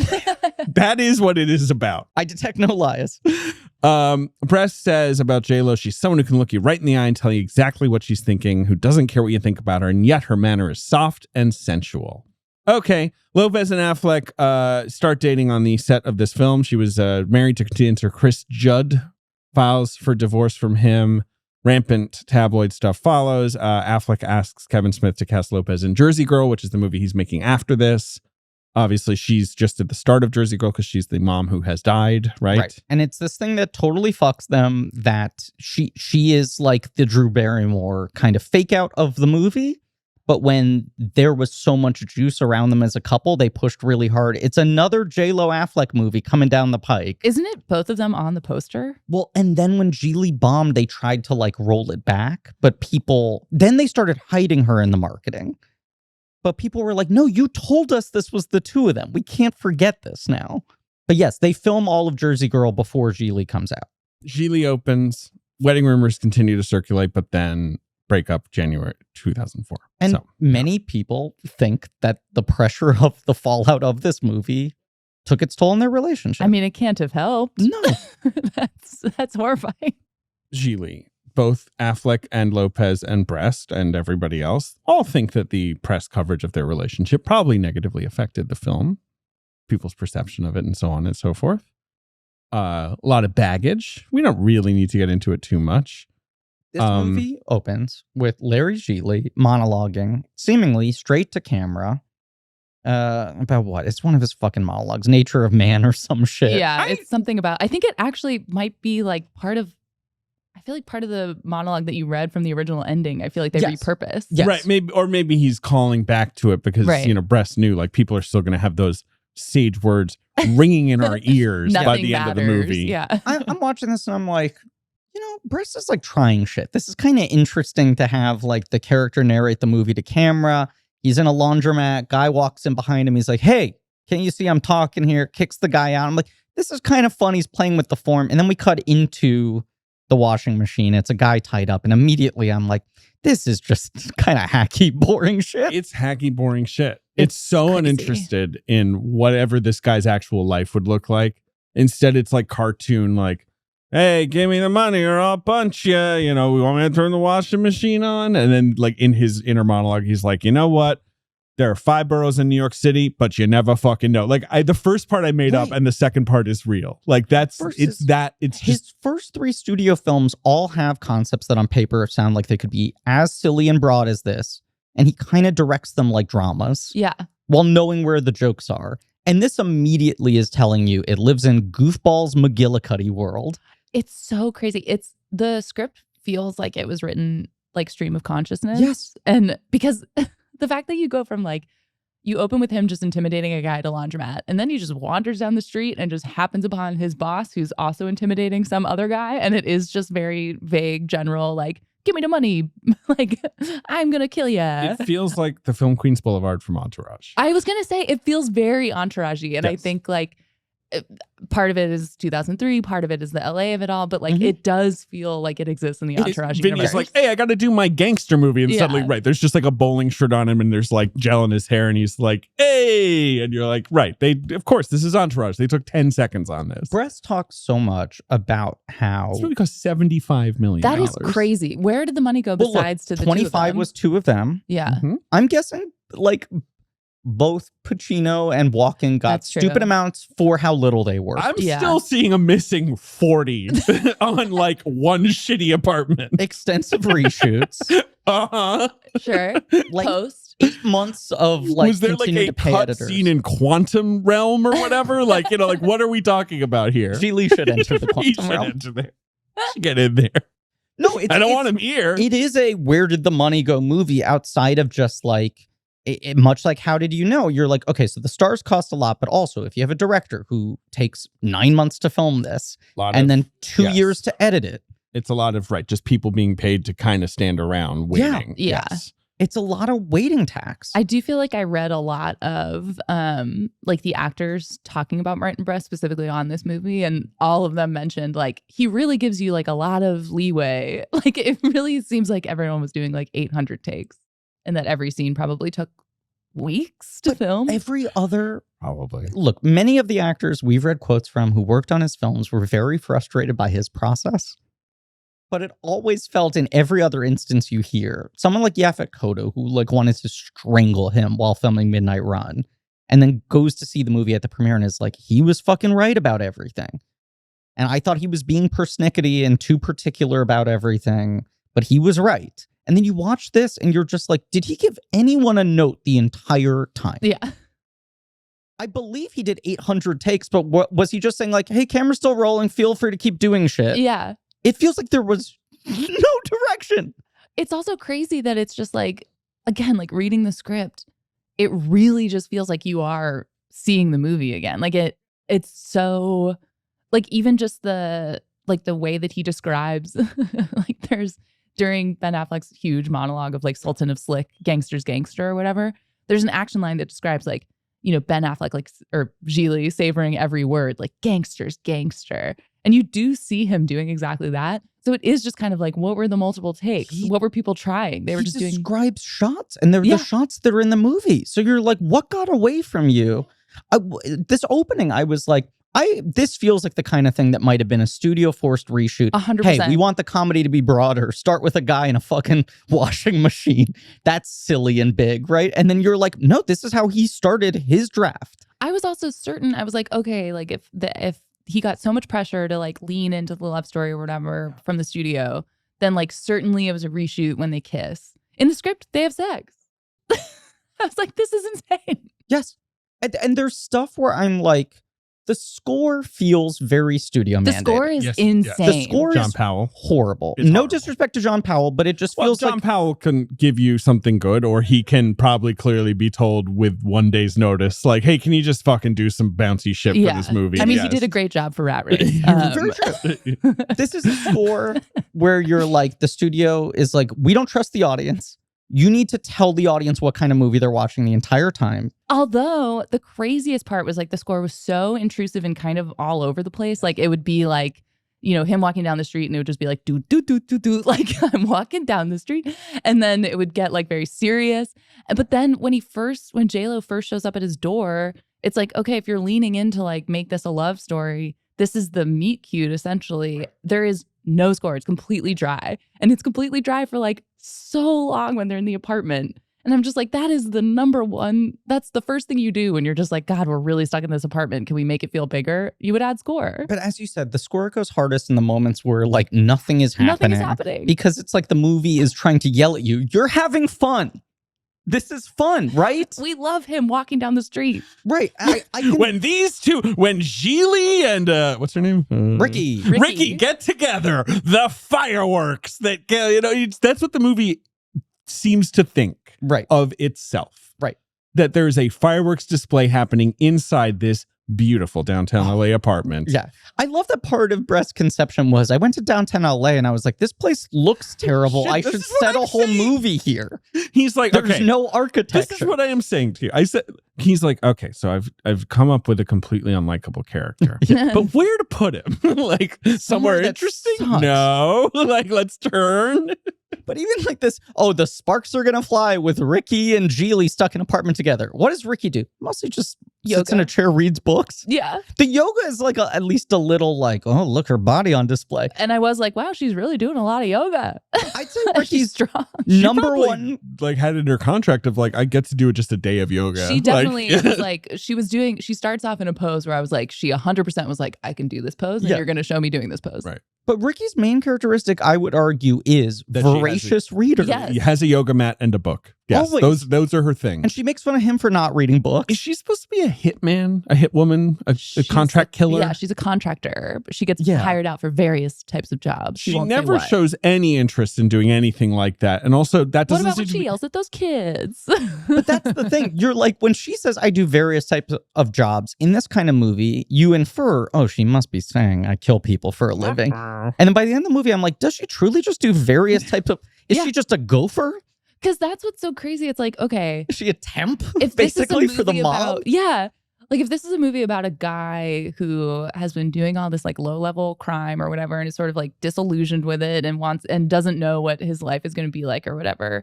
It's sort of like, why would you pair him with someone who seemingly is going through like the exact same thing, but not in a different way? So they have no conflict really between them except just random hostility. It basically only makes sense if you believe that the Lenny Benito character was trying to set the two of them up. Right. Yes. This is an that he was like, meet you guys cute. will like each other.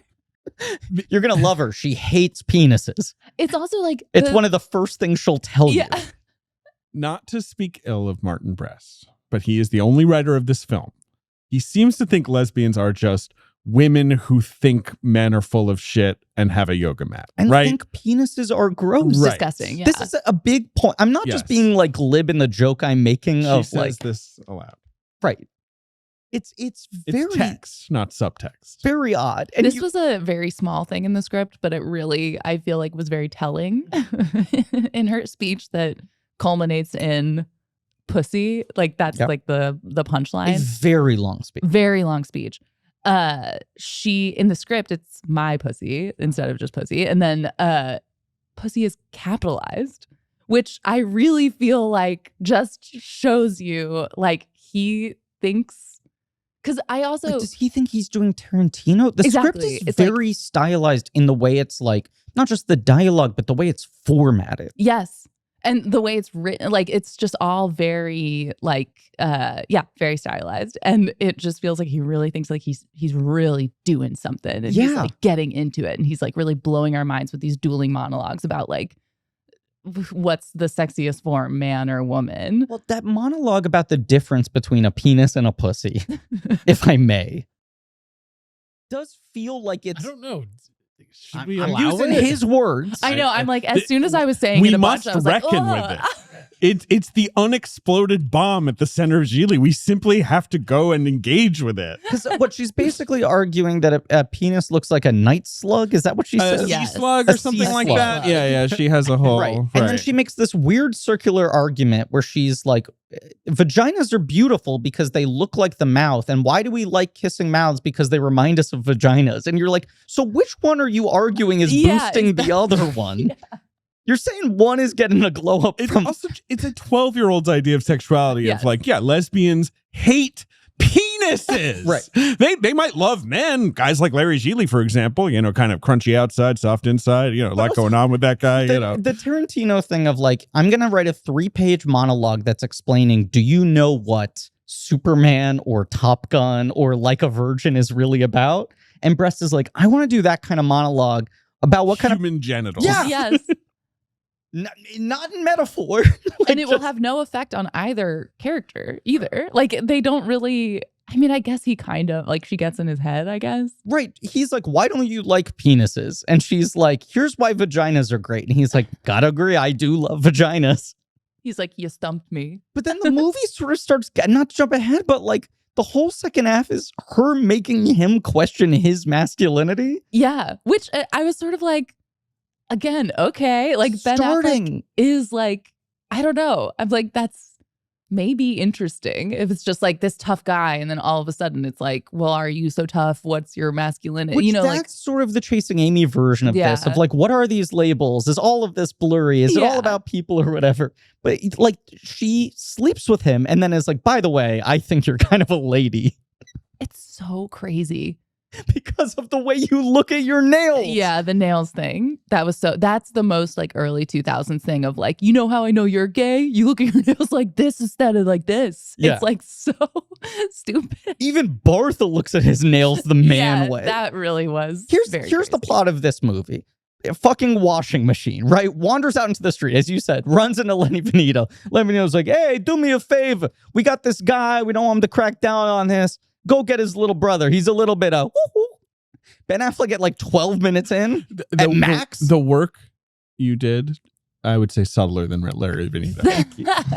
Just a little subtler. But like maybe 10 minutes into the film, Affleck walks into this home, finds Justin Bartha. Justin Bartha's like, you're an idiot. I love Baywatch. He's like, cool, come with me. Brings it back to an apartment. Then immediately J-Lo shows up. And then we're basically just stuck in that for an hour and a half. Yeah, over half the movie is in the apartment. Yes. Sometimes people come visit. So yeah, sometimes people drop by. This police officer that he has a relationship with that we don't understand. Very rarely they leave. They do eventually. Yeah. Sometimes they try to commit suicide. Yeah. Yes. This film has sort of 3 pop-ins, I guess, like Walken, Lainey Kazan, which is them popping in with her, but that's her fun. And then Pacino, right? Like, and the girlfriend. Oh, fuck, the girlfriend. I actually erased that from my memory. Same. It was so upset. It's actually upsetting. She genuinely upsetting. Cuts her wrists. It's very, very fucked up. It happens out of nowhere. Comic It's played as comedy. It's like, look what I did now. Like, and it's like, There's a very dark comic version of this film where, sure, you could go that hard and have it kind of work. I mean, clearly, like it's not Gigli. Character that was throughout the movie, kept trying to show up, and J-Lo kept trying to shake her, and she kept threatening to kill herself. I'm not like against, maybe there's a dark comedy version of that. Gallows humor, insane, but like it is not a $75 million movie where everyone's like, boop, boop, boop, boop, boop, boop, like the but is that where Brest is like, I conceded, I gave in? Was there a version of this movie that was word for word basically the same, save for a couple reshoot scenes, right? But the pacing was a little more naturalistic. The color timing was a little darker. The score was moodier. So weird though, because the way it's shot is very like bright and poppy and like doesn't look good. I don't really know Bobby Elsbeth. It looks like Legally Blonde, which I say with no disrespect to Legally Blonde, but it's like very much in the de rigueur, like broad comedy of the early 2000s visual 100%. style. And it's so... And the performances are at that level. Yeah. Except for Ben Affleck, who's really good. I mean... He is not, Jen. This is your first appearance on this podcast, and I would like to have you back. We're so close to pulling that pin out. I appreciate you coming in with a take. You coming in to take the gloves off and do battle with us. But I don't know that I could call him good in this movie. Griffin? I mean, no, I was really struggling with it, and it's a bummer for me because it is, as I said, it's the kind of part I think he now does so well. Sure. And he carries the weight with him. Right. Where he doesn't need to force these things. Like, I do feel, to some degree, we talked about it so much in our Gone Girl episode, but it's why it's the best he will ever be cast, and one of the most ingenious, like, strategic movie star castings of all time. Is the text of that movie is like, why isn't this guy defending himself harder? There's something about him just coasting where you're just like, there's something about this guy that drives me a little bit crazy. Yeah, I just don't want to like this guy. He's a little too lucky. Is it the fucking chin he has to cover up? Whatever it is. And this is that era where I'm like, Affleck is always almost simultaneously trying too hard and not hard enough. Where you'll feel this weird distribution of energy of like certain things he thinks he can kind of just finesse and glide through on charisma, and other things he is overselling so hard. And sometimes it's not even like one scene is like this and one scene is like that. It's like elements of the character simultaneously within one scene. I don't think he's good in this. Okay, here's the thing. I think I can almost make the argument for J-Lo being good in it. Wow. Almost. Whoa. I mean, I just think, okay, you have to, like, of course, as a given, all the characters are very bad. They're bad. It's a very just sort of like all over the place movie. Like nothing really matters or makes sense. So removing that from the equation, just looking purely at the performance, I was like, him giving that monologue, like the ridiculous monologue of like, I am the Sultan of Slick, I am the gangster's gangster. Like, I was just like, this is interesting to me because I do buy that Gigli believes what he's saying. Yes. But it's not true. Right. And like that, the layers of that, of like, this is a man who's lying to himself. I was like, this is interesting to me. And I feel like he's really pulling that off, probably because he himself is kind of lying to himself in this moment. He's in a weird spot where he's just like, I think you can sort of feel like the anxiety of like, this is my big shot. And like, am I going to do it right? And I just feel like that worked. There was something I was just sort of like, I buy this as a character. Him psyching himself up in the mirror. Which is often a funny scene. Paul Rudd in Wanderlust? Yeah. Great version of it. But I'm like, that's the closest I get to seeing the version of him at this age fitting this character to a certain degree. And then that scene, which is obviously like, I don't want to say the beginning of the end, but it's one of the scenes where you're like, what is this movie? The beginning of the end is minute 00001 or whatever. Title card Gigli is pretty tough. It is one of the aspects of this movie that is so conceptually bizarre to me, and I wonder if it is this part of Brest that likes building narrative challenges for himself, making things that the audience is going to doubt he can pull off. But you're just like, why is it not a kid? Yes. Why is it not a kid? Like, this movie makes so much more sense and is so much less, like, delicate, let's say. If it's like they have to kidnap the fucking guy's son and it's an annoying kid and there's sort of this weird, they're stuck in an apartment playing a family. Yeah. And here are like two people who are sexually incompatible and a child who isn't theirs, who is being kept against his will, versus like Justin Bartha is the inference that he is now developmentally disabled as the aftermath of some attack? Or did I misunderstand that? No, I think he just... I think this is just who he is. Yes. Although I will admit, possibly zoning out during exposition in Gigli because I hated the movie. He has a line in his first scene of like, it's not my fault that my brain got messed up. I think that's just his, really unique and funny way of looking at the world. You know, like when he talks about his penis sneezing, that's another example for, just like only through the mind of Brian can we think of ejaculation that way. He's very horny. He loves dancing to sort of, let's say, suburban 90s hip hop hits. Again, if you separate the performance from the character, it's a committed performance. It's committed. And I'm just sort of like, I feel bad for him. Like, he didn't choose to do this. I mean, he did. But also, it's like, if you're offered a role in a movie or the third lead and, it's Martin Brest and Ben Affleck. Basically his first real movie. 100% his first real movie. I can't believe this came out the same year as National Treasure. National Treasure's 1 year later. Oh, 1 year. But in a way that makes me wonder, like, did he book National Treasure when Before they were like, yeah. Look, he's the third lead in a fucking J-Lo Affleck movie? Wow. Or did his agents work so hard to be like, we got to get your Rebound project ASAP? Immediately. Yeah. That's so interesting. I mean, I feel like they must have leveraged him being cast in this to get him to that. Then it's sort of like, but don't you think they would have asked to see the dailies? And if they saw the dailies, they would have. It is truly 1998. He is uncredited club goer in 54. 1999, he's credited in a short film. Gigli is his first feature film in a speaking role. I mean, it's crazy. But yeah, I was going to say that in the scene when Ben Affleck goes to get him, I was also zoning out a little bit because it was that location is where I got married. What? I was truly in honor of Gigli. In honor of Gigli. You had a Fast and Furious themed wedding? I did, yeah. Okay. Lightly, elegantly. You wouldn't know unless you know, Well, I would know. My hat's off to you. Yeah, thank you so much. Yeah, we got married at the E-Bell in Los Angeles, which is like a beautiful venue. But we knew that it sort of was used a lot for filming, but we didn't really know like how much. And it's actually been like kind of a fun thing is that we keep seeing it pop up and we're like, oh, look, it's the E-Bell. But seeing it pop up as the assisted living facility that Justin Bartha is living in Gigli, I truly was like, oh God. Look, so uncomfortable. You get uncomfortable just the second you're like, this is what the performance is. This is going to be the rest of the movie. I think people were uncomfortable in 2003. It's certainly only aged worse. Yes. Right? We've moved past this as a culture, it feels like, finally. But you're also just like, part of the characterization is like, oh, and he is annoying. It's not even like just the Rain Man thing of like what you're saying, that part of the calculation of Rain Man is, oh, we're showing you that Cruise is an asshole by how much he gets annoyed by him when he is operating from a good place. Versus Bartha's character sort of being annoying by design. He keeps calling Gigli stupid and talking about his penis in Baywatch.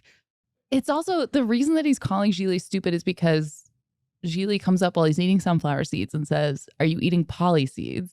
And he's like, they're sunflower seeds. And he's like, oh, okay, well, I call them poly seeds. And it's just sort of like, what are you talking about? Like, why would you just assume that someone would know? Like, I've never heard of It's a weird start. Exactly. Right. Or he's like, oh, well, where I'm from, they call them poly seeds. And I'm like, read the room. Like, right. This is a developmentally disabled person. You're already picking a fight with him on like what sunflower seeds are called when he got it right. Yes. And once they're stuck in the apartment with him, all that's left to do is just they get annoyed by him while Affleck continues to try to fuck J-Lo.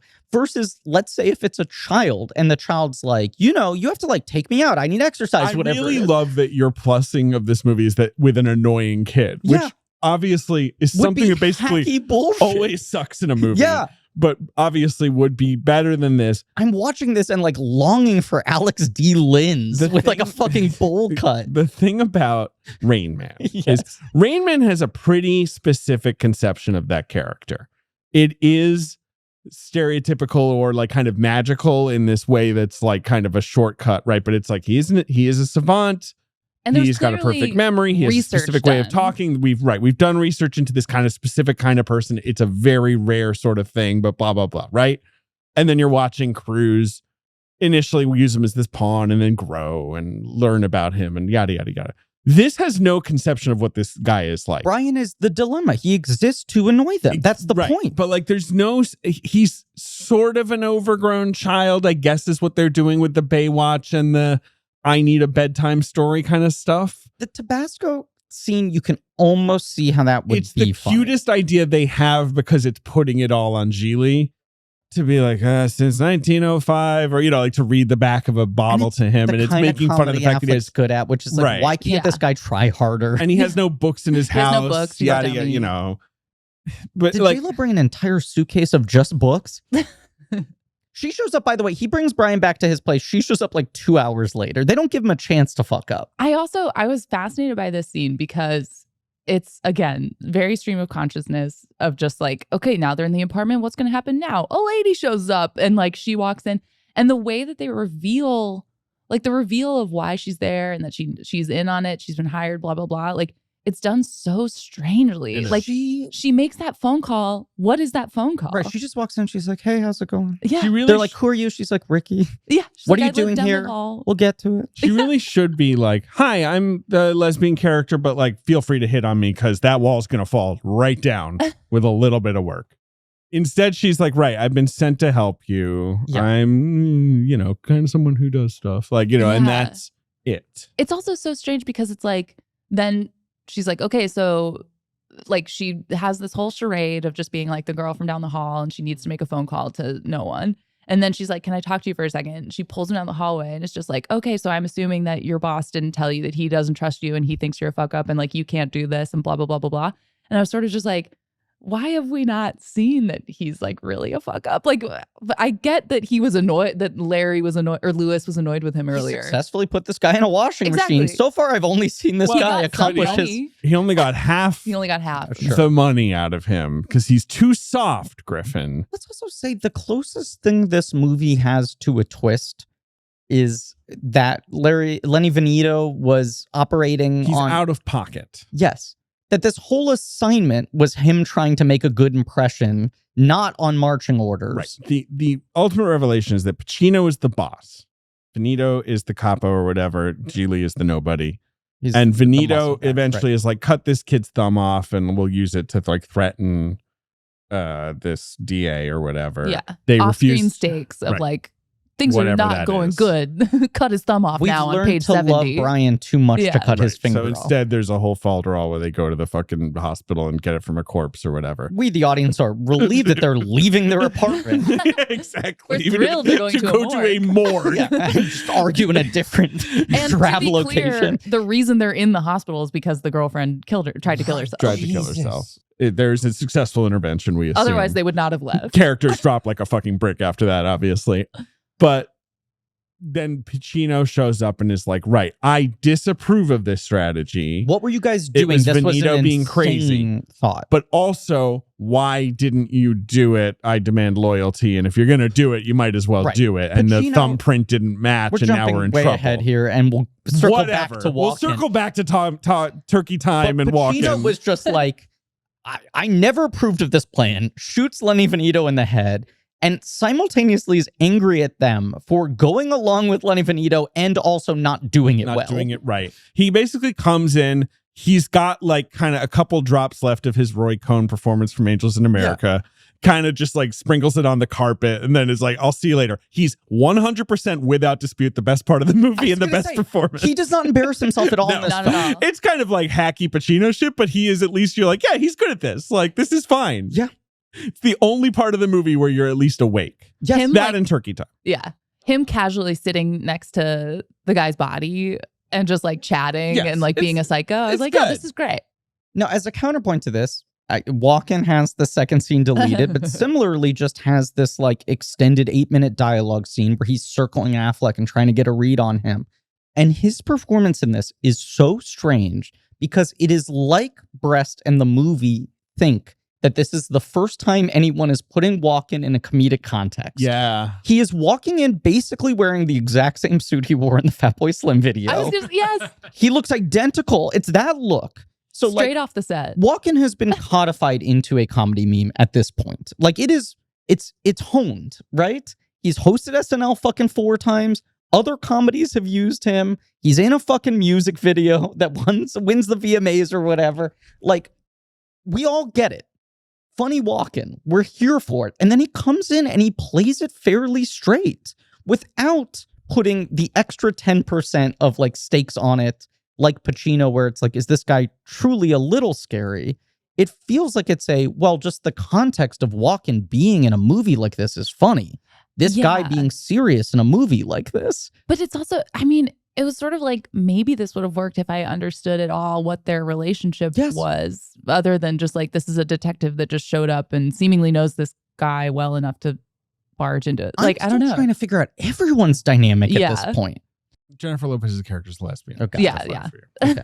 That's her relationship to but the world. Maybe. But yeah, Christopher Walken, like, he's not really doing some Walkenisms. No. Until the very end when he Walkens out so hard to be like, your tongue would slap your face if you put it on your head or whatever about ice cream. That line is insane. But like, Envy is the year after this. 2 years before this is America's Sweethearts. Both movies that like deploy him in the last 30 minutes and are just like, walk and do whatever the fuck you want and put him in crazy wigs. And you're like, this guy's kind of like Dune 2. Automatic comedy. Your tongue would slap your brains trying to get to it. I was trying to remember him describing Marie Callender's ice cream. Yeah. Yes. Right. Interested? Sure. That's what this movie is doing. This movie, Brest is deploying him. This goes back to the, does he think he's doing Tarantino? This movie is deploying him like the Pulp Fiction scene. Yeah. Where it's like, what's the funniest thing in the world? It'd be Walken monologuing for 8 minutes in a silly movie or about a silly subject. But he's playing it straight. Do you remember when Gigli says that lesbians buy wrenches and stuff so that they can compensate for not having a penis? Okay. Yeah, that's his main argument. Yeah. Wonder what like Alison Bechdel would make of all this. She should do a graphic novel version of Gigli where she really delves into it. 4 hours into them knowing each other, she's like making a bed on his like bench press, right? On the floor, yeah. I thought it was like on his exercise equipment. She was like, whatever. I feel like Gigli doesn't in work his out. workout room. Sure. He does 5 minutes. Then he eats some M&Ms, jerks off looking at a bare wall. It's what I assume he does.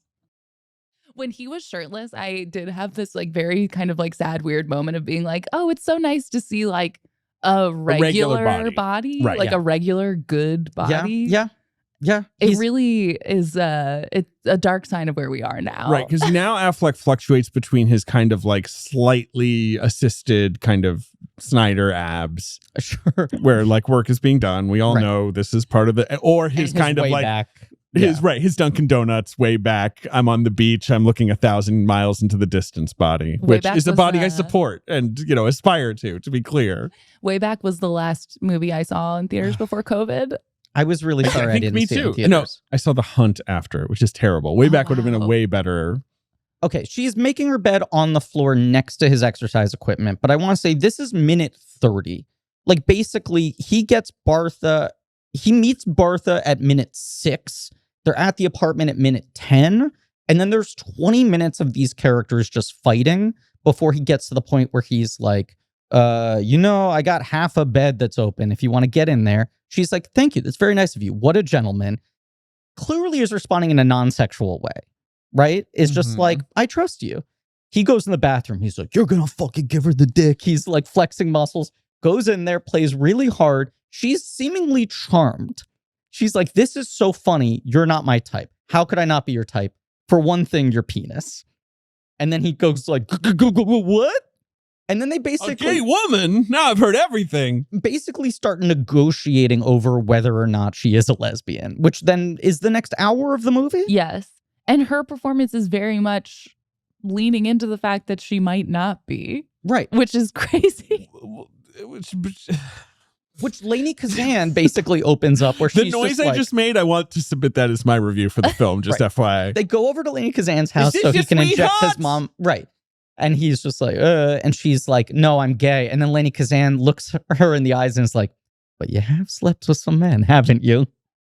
And then basically they bond around their mutual like exploration. Yes, that was very strange. I was like, are they gonna fuck? That would have been interesting. Is this movie better if Gigli and Ricky do not sleep together? Yeah. If Gigli learns that Ricky is, yes, indeed, a gay woman, a thing that exists, and is still a whole person, not just a penis-phobic weirdo or whatever he thinks she is. Yes. And then it's just about this kind of like complicated friendship they develop in this bizarre assignment they have. And that's what the movie's about. I think so. Yeah. Sure. And it almost feels like what the movie's getting at is her making him realize that he's gay. That would be honestly, that would kind of be awesome. That would be incredible. I at least understand. Wait, I want to keep fixing Gigli. Okay, now Ben is just a regular guy. Yes. Okay? Mm-hmm. He's 3 or 4 years younger than Gigli. That's it. He's just a regular guy they kidnap. And it's her engineering a gay romance between them, helping helping Gigli. The Bartha character. Yeah, the Brian, whatever his name is. What did I call him? You said Ben. That's why I got confused. Right, no, Brian, right, yeah. Yes, right. Okay. Brian is just Justin Bartha. Right. Yeah. And he's basically in the Duke role for Midnight Run. He's just annoying adult man. And he's gay. And then she's like, yeah, not only am I gay, I think you're gay, Gigli. You're playing and Gigli's it too like, hard. no, I'm not. Let me put this comb through my hair again. I don't like books. Is this all a posture? I've never thought about it. As much as I'm like, this is a better movie, it's like, then the point of the whole movie is just like, if you hang out with gay people, you will become gay. I'm not saying it's a perfect movie. People I'm would just saying. hated the movie we're describing. Well, and also Sony's like, let's shave $70 million off this budget if that's the premise. Yeah. Let's get this down to Sundance levels. Because we're almost just describing Chasing Amy at that point, which makes it so weird that he made this movie. That Affleck wanted to do it. I'd like to submit another change. Please, sure. Bartha, I say big lizard. He's just a big lizard. It's a beloved pet. A pet. Not a humanoid lizard person, just a large lizard like from the zoo, essentially. Like a an bearded iguana. dragon or whatever. Right. But it's like they have to clean up after the lizard. Yeah. So now it's almost like Bringing Up Baby, but with an iguana or something like that. Oh, yeah. Maybe an alligator, a crocodile. How do they keep that in an apartment? That sounds like some hijinks ensue. It sounds like it's turkey time. They have to dress it up in a disguise and bring it to the hospital. But already some conflicts rather than them just walking out to the living room, seeing Brian doing something and being like, shut the fuck up, Brian. Like, stop. It's also like, it could have been that Brian knew something and the federal prosecutor's dirty and then all of a sudden they're in danger because they know something that they shouldn't. Like waiting for that to be the reveal, and instead you're just like, no, this was just a bad plan. Yeah. It was a bad plan enacted by idiots. Yeah. I mean, no one in this movie is smart except for you know, Val Kilmer in Kiss Kiss Bang Bang is a better version of this same kind of stereotype, which is, and that's another movie written by like a wise ass Gen Xer, where he's like, Shane Black is clearly like, gay people are just like magic. They're like walking encyclopedias who also get to get laid all the time, right? Like they're intelligent, they're erudite, they're like magical people. Gigli's kind of like that too with Ricky. It's like Ricky's just kind of smart and wise in a way that others can't be. Yes. Yes. And like that's its take. But here's a series of events that seemingly take place all within one calendar day in this film, okay? J-Lo's ex comes in, attempts suicide in their apartment. Looks like Emily de Revan from Lost, but isn't. It's Misty Kreider. I almost thought it was Alicia Cuthbert as well, even though I knew that would be too young. Both of those people, I think, are slightly too young. But right. this look, right? Yes, Misty Kreider, who I think I best know from Mulholland Drive. She's in one scene of Mulholland Drive. Yeah.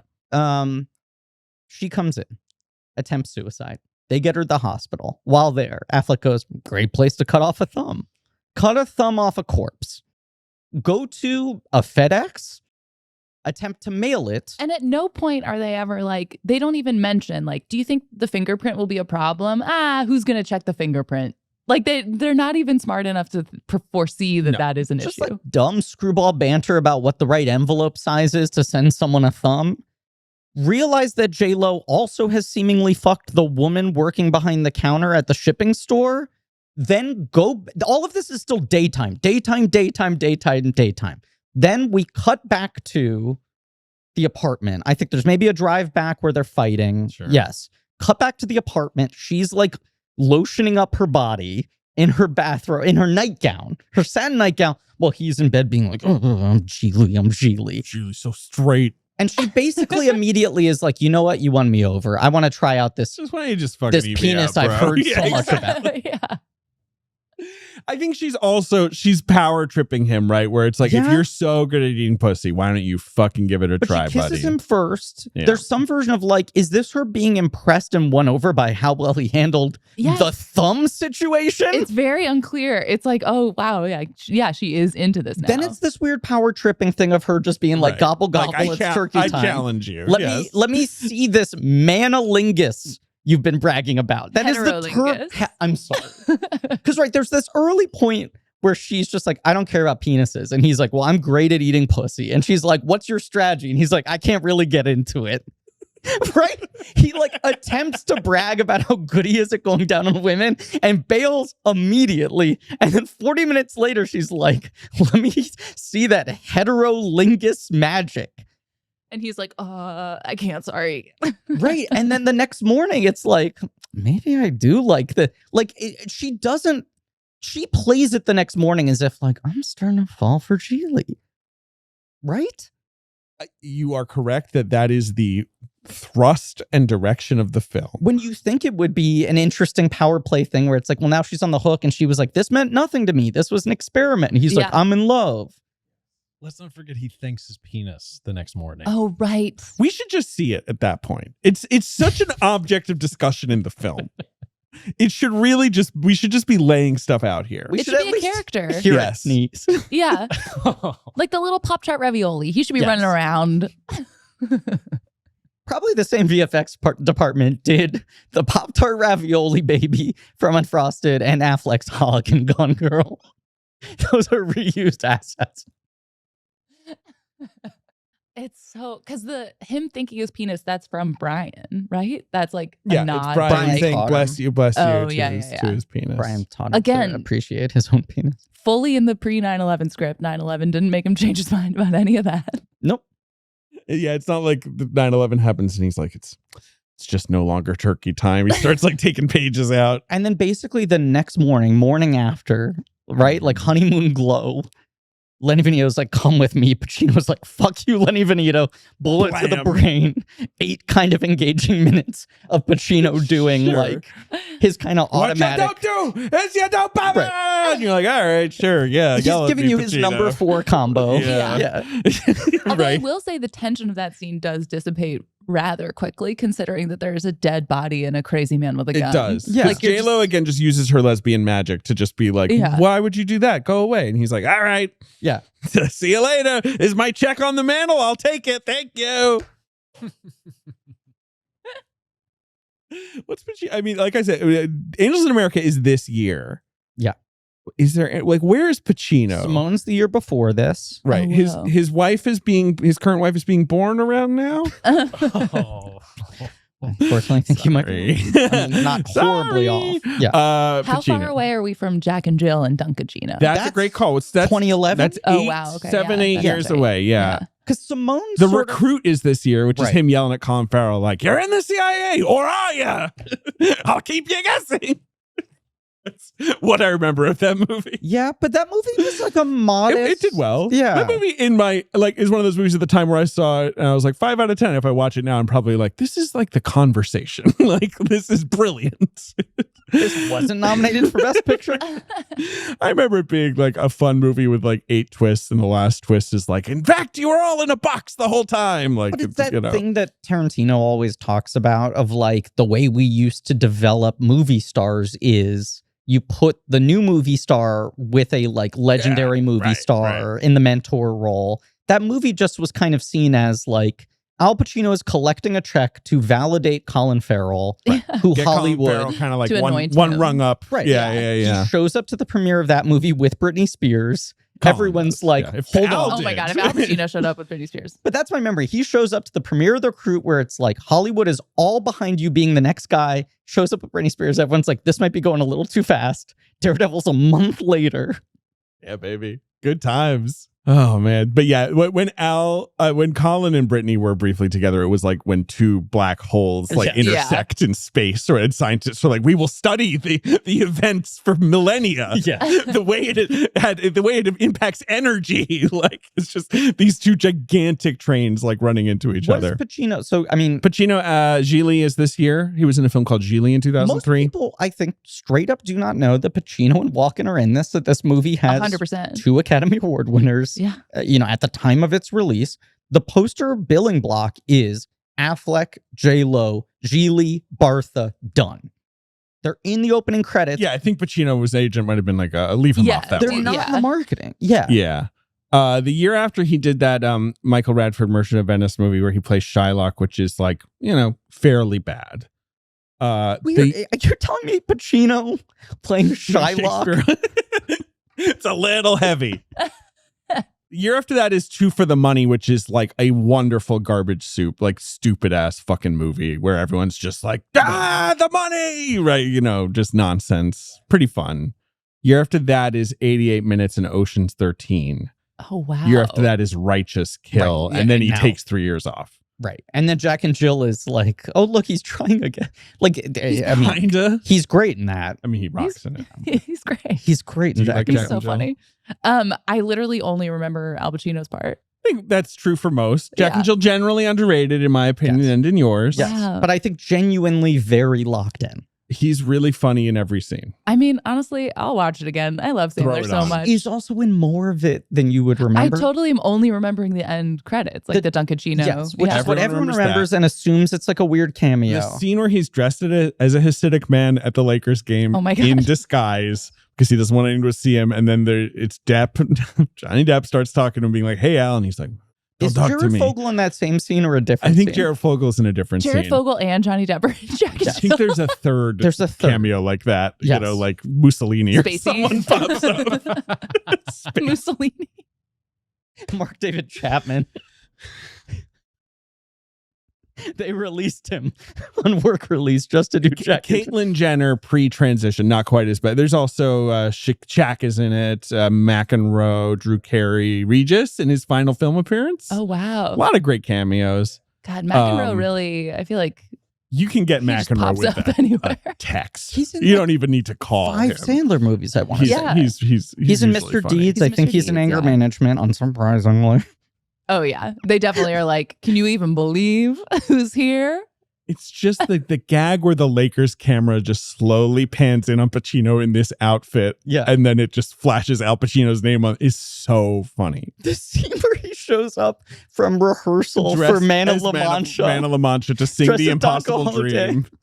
Okay, and yeah, starts I'm watching this lancing tonight. at the rotating fan on the It's fucking ceiling. good. It's a good movie. People think we're trolling. No, it's good. We introduced it at the Nighthawk. And I think we both thought it was terrible when it came out, and then Of got course. asked to introduce it at the Nighthawk and sat through a 35mm print of it. And it was truly like, we fucked ourselves. Yeah. We were shitting on this, and now we don't get comedies in theaters anymore. I know. This movie is jokes every 2 seconds. I mean, I love Sandler, and I'm just like, that's the other well-researched book I want. Is just like about like the reaction to Sandler, and then sort of relitigating the reaction to Sandler, and The like, return of Sandler, Yeah. right? The That's intellectualization of Sandler. yeah, and like so many people just being like, why do you keep making these dumb movies? And he's like, because I like them. They're that was fun. his Yes. first movie. I mean, like real Happy Madison vehicle to not make $100 million since Little Nicky. Yeah. And the Netflix deal happens pretty quickly after that. He basically jumps ship. Anyway, Gigli, what else happens? Oh, they talk Pacino out of it. Mhm. And they decide to just leave. And they're like, we'll just get rid of Brian. We'll just and then Brian's like, Baywatch. The whole movie he's been saying, I can't go with you. I have to go to Baywatch. And it's Gigli's like, you have to. 2005. fucking 3. Yes, that was insane. That was sort of funny in Friends in 94 when like Chandler and Joey liked Baywatch. Right. It's Baywatch is even on the air. You've been watching Baywatch Hawaii, which was its own show. It was pretty good. The Momoa years. Yeah, it was set in Hawaii.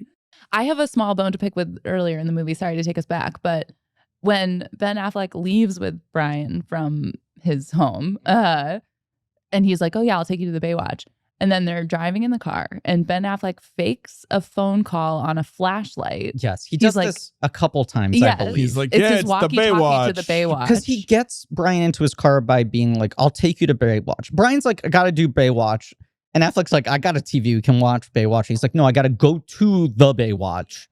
Affleck just will continually act like a giant flashlight is his phone and be like, oh no, Baywatch? Not today? Yeah. We'll do it tomorrow. You mean it's closed? Oh no. Right. But the craziest thing, this is so tiny, but I was like, he picks up a flashlight from his car and pretends that it's a walkie-talkie. And less than 1 minute later, he uses a cell phone. Yeah. I was like, why didn't you I agree just with you. use that? Yes. I think that He's would make almost more sense. fighting Brian for Right. not. I think Yes. Brest is going for a gag. Uh-huh. The gag just seems mean Agreed.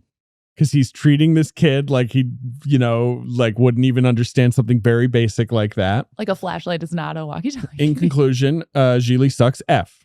And there's no moment where the movie tries to do but you know what? Brian actually taught them something along the way. Yes. He's basically just the dilemma. And then after he's successfully bedded J-Lo, he gives this big speech to Brian where he's like, you know what? Sometimes women act like they don't want you to be hitting on them, and you got to keep doing it. Every woman wants to fuck you, and if they say otherwise, they just need a little more finessing. And then the one moment where he sort of has any emotional connection to Brian is when he watches Brian sort of use his moves, in quote, on a background actor on the Baywatch set that he's just wandered onto. They've just wandered onto. And Gigli fucking grins and nods and gives him a that'll do pig. It's so crazy. It really is just the trope of wow, this intellectually disabled person has they've taught us something. They have some magical quality. To their worldview that actually made us see something else differently. Absolutely not. None of that. None of that. And it's that in itself is kind of offensive because it's just can you even believe that they have thoughts? And it's just yes, I can. I can believe that they have thoughts and opinions and, are people. But it's the fact that you don't even do that yes. is a level of, it's just so baffling. It's what did you think you were doing? And were you even thinking of that, or was it as mean-spirited as just it'll be funny if... In a way where David is always complaining, and I back him up in this complaint, every time we see a trailer for a new big star-studded straight-to-streaming comedy, David's first comment is, why do all of these have to be about guns? Not right? the ones Jen has written. Of course. Oh, thank you so much. Of course. I do try to limit guns in stuff that I write. But so many of them where people have guns. I feel 30-second mark. You're there's what's the hook of this trailer? And the twist is someone takes a gun out. He's And a it's secret agent. Right. Nobody knows, but actually she works for the mob. Whatever. Or terrorists are attacking, quote unquote. Now the wedding is the action wedding. So much in the same way that it's this movie drives you so insane that you're why isn't Justin Bartha teaching them a lesson? Why aren't they doing the thing I hate in other movies? I'm why isn't this an action comedy? Yeah. Why the fuck is Martin Brest making this movie in the world of crime and not having any action happen? And also falling in love with sort of the dinginess of LA or whatever. And it's show us that. Get out on the streets. It is pretty crazy. Yeah. That Brest is I really wanted to dig in with downtown LA. You don't see anything. You're in an apartment. There's no sense of the neighborhood. Facing a shitty communal pool is the view of this movie. I feel I honestly have never had... This is a big statement, but I'll stick with it. I've started it. I don't think I've ever had more of a drop off within 5 minutes of a movie in terms of excitement to watch it, where I just was when I put this on, I was sort of okay, I remember watching it at a sleepover that my main memory was that everyone was mad at me that I made us rent it because it was boring. It was boring and it sucked. I don't remember really anything beyond that. And so I was watching it and I was okay, I totally forgot this is an LA movie. Right. I love LA movies, especially early aughts LA because I moved to LA in 2010. So I was like, I like seeing sort of like what was there, like that was kind of changing right when I got there, and like, yeah, very entourage-y. And so I was like, oh shit, this is cool. Like, regardless of how bad the movie is, I'm gonna see like cool LA, like dingy LA. Yes. And the fact that they just put it in a frickin' Vanderpump Rules apartment, like vertical blinds, gray carpet, just like, and here's where we stay. And my point of the pool is like, you're not even gonna put them in an apartment with a view of the fucking beach or whatever, of anything. Anything. A balcony that looks onto anything that you could sit out on. Brest said like he appreciated the challenge of like, no, there's nothing in the apartment. Like, what can we do to make it less interesting? What is the movie? Was it something we watched for the podcast recently where a character has like the worst apartment you've ever seen and the view is of the highway? Do you remember what I'm talking about? I'm already laughing. Yeah, I'm like, this sounds great. No, I Where don't. it's like halfway through, you go to the character's apartment and they have like a big, huge picture window and they literally live like on the freeway. I mean, this sounds funny. And the filmmaker talking about like, we built the house there because we felt like it was so indicative of like the character's viewpoint. I cannot remember what it is for the life of me now. Someone will yell it at us and it will fucking, but I'm like, action hero. Yes, thank you. That's Jack what it is, Slater's right? Where apartment. it's like totally, right, exactly. It's totally jokey, worst apartment ever. And that's a movie where people ding it, and McTiernan dings it himself for like, I didn't trust the comedy, I didn't know how to commit to it, whatever. But you're like, that's the successful version of this joke. Versus what this movie doesn't do, which is like, there seems to be a deliberateness to how unappealing this all looks. You could own the dinginess of this fucking apartment complex. It's just nothing. Yes. Instead. Yes. Gigli should be gay. Gigli should be gay. That would be incredible. That would honestly make the movie 100 times better. Just Gigli right at the end, he's like, is I think gay. I am He's lying to gay. himself. Actually, I do love penises a lot. It would also make it so much more fascinating as a cultural object where you're like, this movie where J-Lo and Ben Affleck fell in love about two people realizing that they are not. They are both gay. Yes.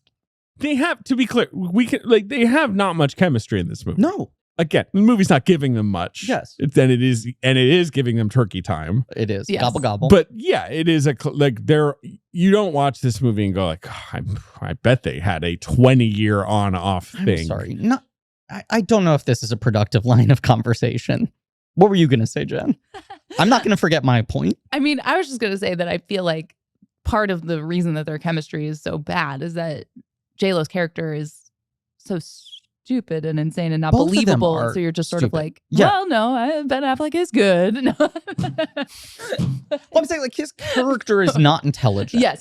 No, they're both like, but she's just not believable. It's like a complete miscast, I want to say, but also contention for her performance working a little more than his, just in my eyes, wow. is that I feel like she's playing the insane version of what she had successfully nailed. Like she's playing like the worst version of the out of sight character, right? Uh-huh. Like this was her movie star persona basically that she had honed, like twisted into demented areas. But it's close enough to home base that you're like, this is within her, she's in the pocket, and then everything she actually has to do in this character is insane.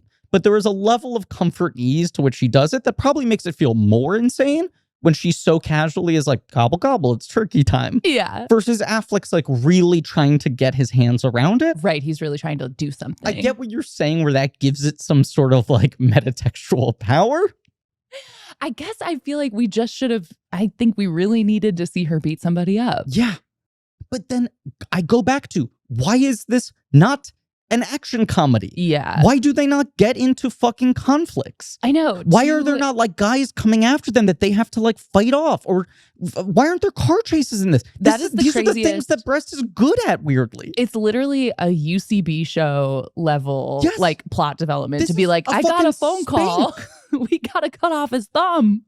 What I was going to say, Please. why does she say, It's turkey time, gobble, gobble? has anyone ever Well, equated she's referring to eating. cunnilingus to turkey? Yeah, but why are we going to turkey? Yeah. It's not No, it's Thanksgiving. backwards. She's thinking of eating. You're eating pussy, not to be so vulgar. What else is a word for eating. Gobbling. And what else makes a gobbling noise? A turkey. So it's turkey time. Gobble, gobble. That's my read on it. And I think Batman says he's not wearing hockey pads, not pants. This is why he's a film critic. Shut the fuck up. It is definitely not.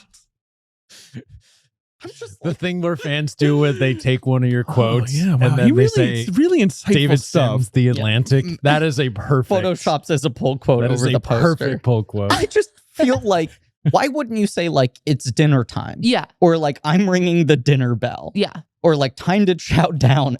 Any other number. Manja. Right. Maybe she's Italian. Manja. In this interview with this 15-year-old Irish kid that I highly recommend everyone watch, where Martin Brest comes off as a real mensch and is perhaps, as sort of a postscript to this episode, a nicer note to end on, where you're like, Martin Brest seems pretty happy and fulfilled and whatever, right? He doesn't seem bitter about this movie as much as it still clearly is like a great regret of his. He talks about how he thinks he has a fairly invisible style, and how what he really is interested in filmmaking is like being able to construct everything using all the tools of filmmaking and narrative and performance and humor and emotion, whatever, to make the audience feel very specific things. He talks about the development of movies like he is a sculptor. And he said to this kid who he's trying to give like, you know, actionable advice to on how he developed his skill set. He's like, this might sound crazy, but when I was like in my 20s, I would, as if I was an actor, sit at home alone in my apartment and try to make myself feel certain emotions very intensely, and then try to sort of then deconstruct it. How did I get to that point? What are things that make people feel ways? And he's like, when I was developing scripts, I'm going through every scene, every line, and then I'm thinking about it through performance and where I'm placing the camera in the edit about like, I love being able to bring the audience on a very intentional journey. None of that is fucking felt in this movie. None of it. I watch it, I'm like, I don't know what I'm supposed to feel. It makes sense as some sort of like weird, he got on his own wavelength and was like, I'm just feeling shit out. But he talks about it like every film I made, every choice is trying to like get you to this point. And then it's what you said. It's like the gobble gobble logic of like, he's trying to sort of deconstruct a thing that doesn't make sense to begin with. Right. It's just a collection of thoughts, kind of. Like, it's just sort of like the fact that J-Lo is like really into like Chinese war philosophy and like Muay Thai, but she's lying. It's just like everything is, there's no sum of its parts. It's just like, what were you trying to do? Right. And reading the script does not make it any more clear. What if the answer was just Gigli? Like, ask me, what are you trying to do with the movie? What are you trying to make with the film, Sheila? Gigli. Honestly, I'll be thinking about that.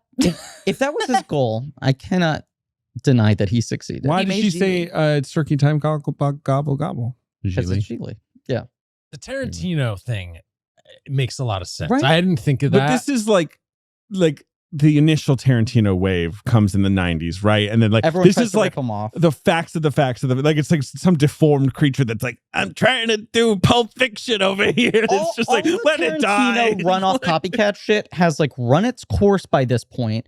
And this is the same year that Kill Bill Volume 1 comes out after like a Tarantino hiatus Right. that felt like Where him he's like, being I'm doing like, something new. It's not gangsters in I LA. need to mix Right. it up. And also everyone's kind of getting tired of my whole thing and everyone else ripping me off and I need to back off for a little bit. But this is kind of like old guy out of touch. It's a little out of Yeah. touch. It's so out of touch. The comedy is just like, I guess there was a time where this was acceptable, maybe. No. But whoa, that was a long time ago. It's unbelievable. It's crazy. Unbelievable. It's also like the script, reading the script really threw me because Yes. it's exactly what the movie is. Yes. And so like, and then, hearing people talk about like, oh, he's not a screenwriter. And it's just like, it's such an interesting, and it just happens all the time where it's just like, people know that something is doomed from the jump and they just hope that they are wrong and they Yes. don't want to be the one to say it and like rain on the parade. You can't just be like, can we just stop? This Yeah. doesn't seem like it's going to be good. You can't Right. just be like, sorry, Marty, what is the movie? Like,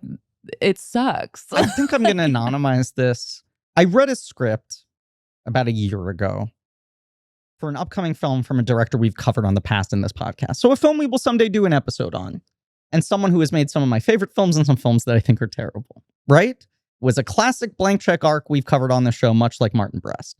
And I was reading the script and I'm like cracking it open. I'm like, I want him to be back. I want this to be the comeback, right? Okay. Let me say I want them to be back. I'm going to try to make this more vague. I think everyone's probably going to be able to guess who this is, right? And I'm reading it and I'm like, the pockets that are really working. I can see it. Yeah. Some stretches, nothing's like totally bumping. But there's certain things where I'm like, are you losing it, this and that? And I'm reading it and I'm saying like, okay, did his best movies read like this on paper? And then the final step of the process is what he discovers on set, if he casts it right, if he edits it right. Yeah. Or did his worst movies read like this on paper? There was enough potential there that you got the big stars attached. And then you just lost it. And Gigli's one of those things where you're just like, what it doesn't feel like there is anything on paper that makes sense for anyone to sign on for outside of this guy has hit a home run a couple times in the past, but he's coming off of a humongous flop. He's coming off a movie that should have made everyone question him more. And even if in theory he's going to his safety genre, then they should have gone like, hey, Marty, you know what? Actually, before we start filming, before we start paying actors $12 million, let's like go through the development to make this more like the movies that people like of yours. That's the moment for Brest to be like, I quit or I concede. Right. I know. That's what I'm like. Do you know that is for real the original script? That's not like. We should clarify. Right. We don't know, right? Like we were given this script by somebody and it's clearly an earlier draft and it is longer. But I think by all accounts, it has the ending that was spoken of. This is like one of the drafts that was read by Columbia Pictures where they were like, yes, or Revolution, who's releasing it through Columbia. Sony is their distributor. Right. Yeah. And that they're sending out to agents. Like if not this draft specifically, one of the ones in this period. I know, because I'm just like, when would he say was like the beginning of the studio involvement and overreach and stuff? Because it's just sort of like, but it also doesn't seem like he would take notes at a script level if his whole thing is that he's like, I feel like it was probably more after the shooting of the film. Which is then even crazier because I'm like, people reading it and signing on and like Adam Brody being like, I like the script. Like it's just like, what did you like? And the only meddling I'm sensing is the score and the very, very ending.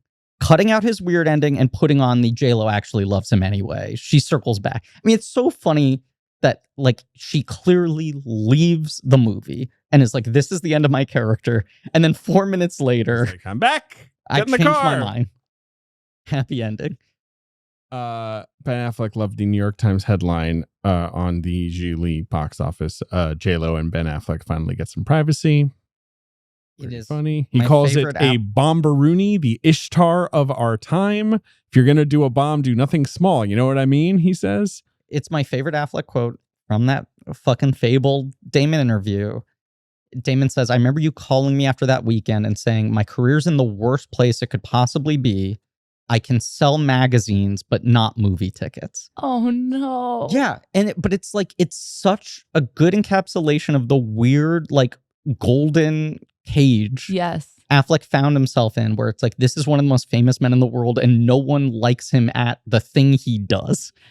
Affleck said the film tested around a 28, which, to be clear for our listeners, is out of 100 and is not a desired number. Was that the breast cut or the post-meddling? He just says, we knew the movie was a dog. It was testing at like 28. People soundly rejected the picture. They sat through it and said, we have spoken and we hate it. It's garbage. I don't think Gigli would have worked with other actors. It just would have failed more quietly, which is probably true. When was it released? It was released on August 1st, 2003. So they were dumping it. But also it was being as much as they could have dumped. Like, you released that the last week of August or the first week of September. They were still like, is there any chance the fucking like tabloid obsession with these two gets us a little money? I do want to just... And then just bail.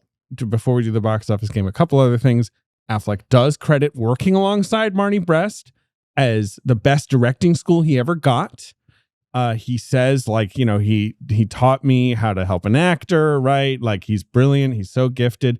He's one of the first people he thanked when he won his Oscar for Argo, which was kind of an amazing little moment. I think he forgot to thank Jennifer Garner, right? Yeah, was he that did. a thing? Yeah. No, he But did Marty his Brest. whole, Oh, no, like- he said it was work Yeah. being married. Oh, that's what he did. Right, Yeah. right, It's tough right, right, work. right. It's, yeah. He forgot to thank Gwyneth Paltrow, or Gwyneth Paltrow forgot to thank him when she won. Yes, and he was in the Maybe. audience. And like Hillary Something Swank like that. definitely forgot to thank Chad Lowe. I remember Yes. that one. Everyone made fun of her for that. God, I mean, that's a whole other part of the Bennifer thing, is that like he's coming off of years of the Paltrow Affleck relationship being so hot, and she's coming off of Diddy to Chris Judd to him, and then goes straight back to Mark Anthony. Yeah, pretty much. Yeah. And he obviously goes right to Jennifer Garner after this. Right.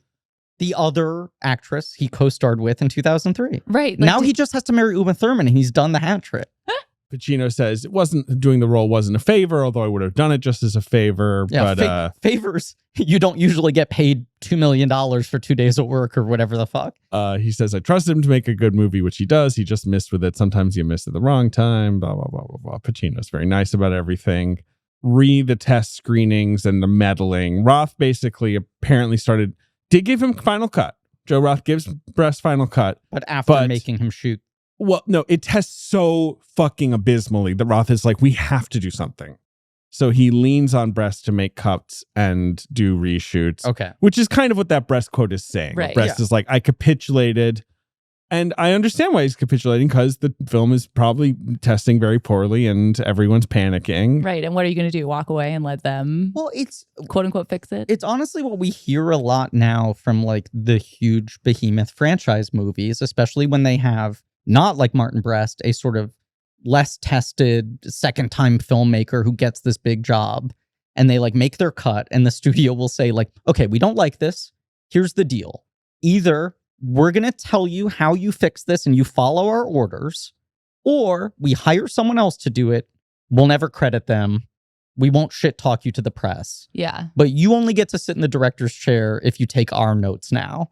And it's like, that's sort of what they did to Brest. It sounds like. Brest claims, I wonder if a movie has ever been changed so much. I'm sure it has in the history of Hollywood, but it changed so radically. That is insane when you read the script. I know. I know.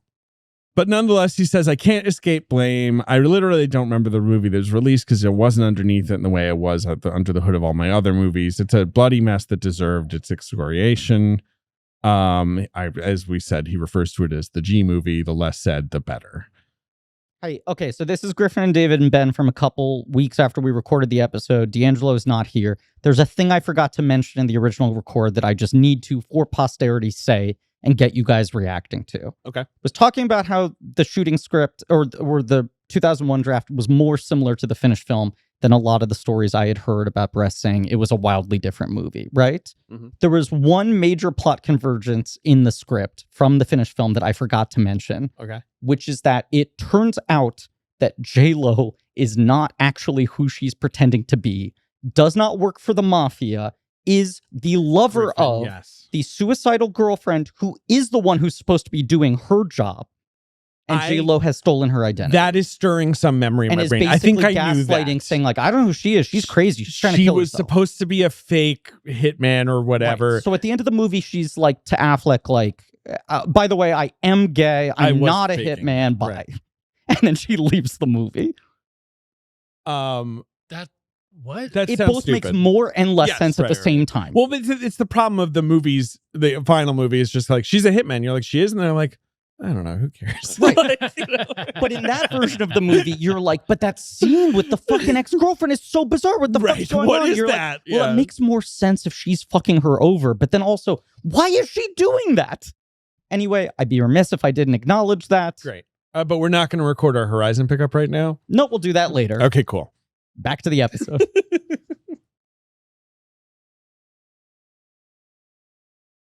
The film came out August 1st, 2003, Griffin.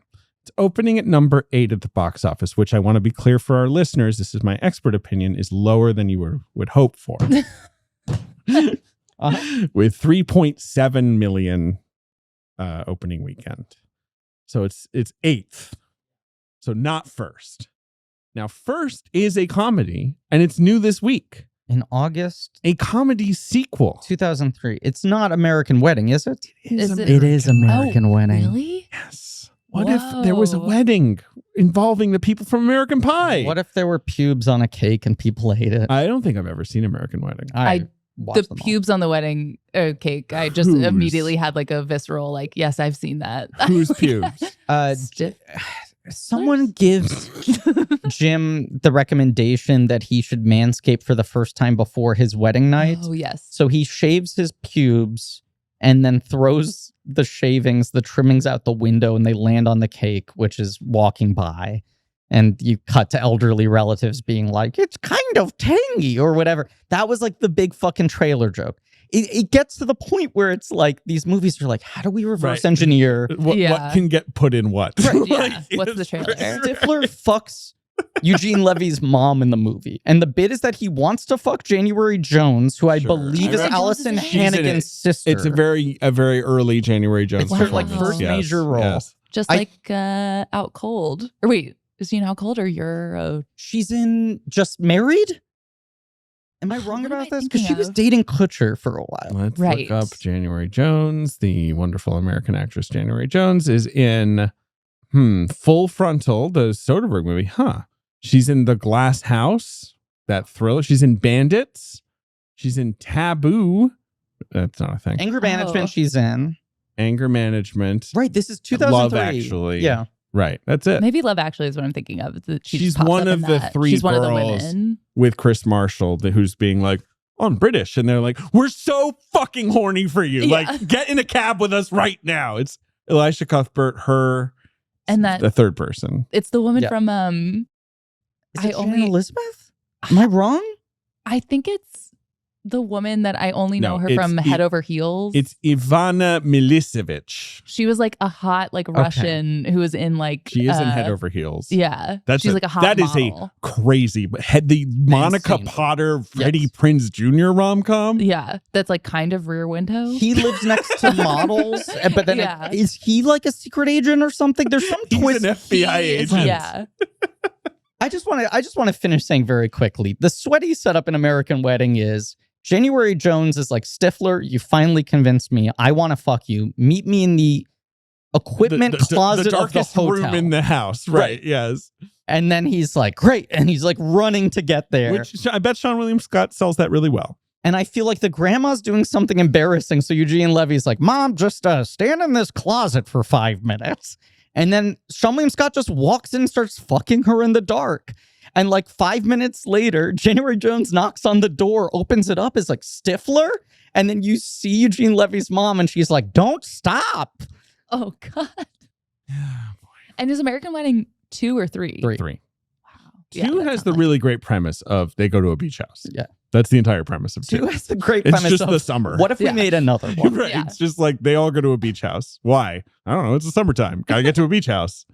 And then that's it. American Wedding is a few years on, although not really. No, they're pretty. It's 2 years later, and it's Biggs is getting married to Hannigan. And Chris Klein has dropped out of the friend group. Klein's not even in it. No. The others are there. Everyone else is there. What was he doing? Rollerball. I mean, rollerball. Or whatever, yeah. Yeah.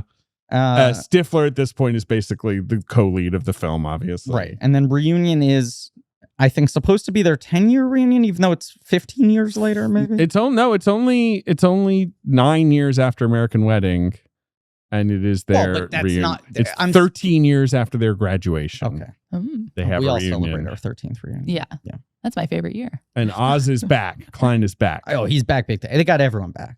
In a mid-credits scene, Jim's dad gets fellatio from Stifler's mom in a movie theater. That's the last sentence on the Wikipedia. Yeah, it's basically credits. like Captain America catching Thor's hammer. It's like, isn't this what we've been building up to? They literally, it's kind of like Stifler accidentally fucking Jim's dad's mom. But he walks into a room and he's like, oh, I'm sorry. I think I was supposed to be in a different room. And then Ben's pointing at the time. Jim's dad is like, I'm Jim's dad. And she goes, I'm Stifler's mom. They introduced themselves solely by. I do love that Eugene Levy was like, I'll be in all of them. Don't watched some interview with him recently where he's like, maybe I did too many, but the money was there. What's number 2 at the box office? It's a sequel. Okay. It opened number 1 fairly strong the week before, and it is going to make it all the way to $111 million. It's the third in a kids franchise. Spy Kids? Spy Kids 3D It is Game Over. Okay. Wow. Good job, Jen. Great call. 2 sort of asked for threequels at the top 2 here, where it's kind of like, do you want a third American Pie movie? And people are like, I suppose. You know, Made automatic money. right. You want another Spy Kids? Yeah, I mean, I got to get out of the house. Spy Kids 3 was up from 2. It was because it had the 3D thing and Sly Stallone's in it. Before there was even a surcharge, just the gimmick was exciting to people. Well, it's red blue 3D. Oh, yeah. It's The 3D is old-fashioned. bad. It is stinky. I remember Spy Kids 3D lacking the juice.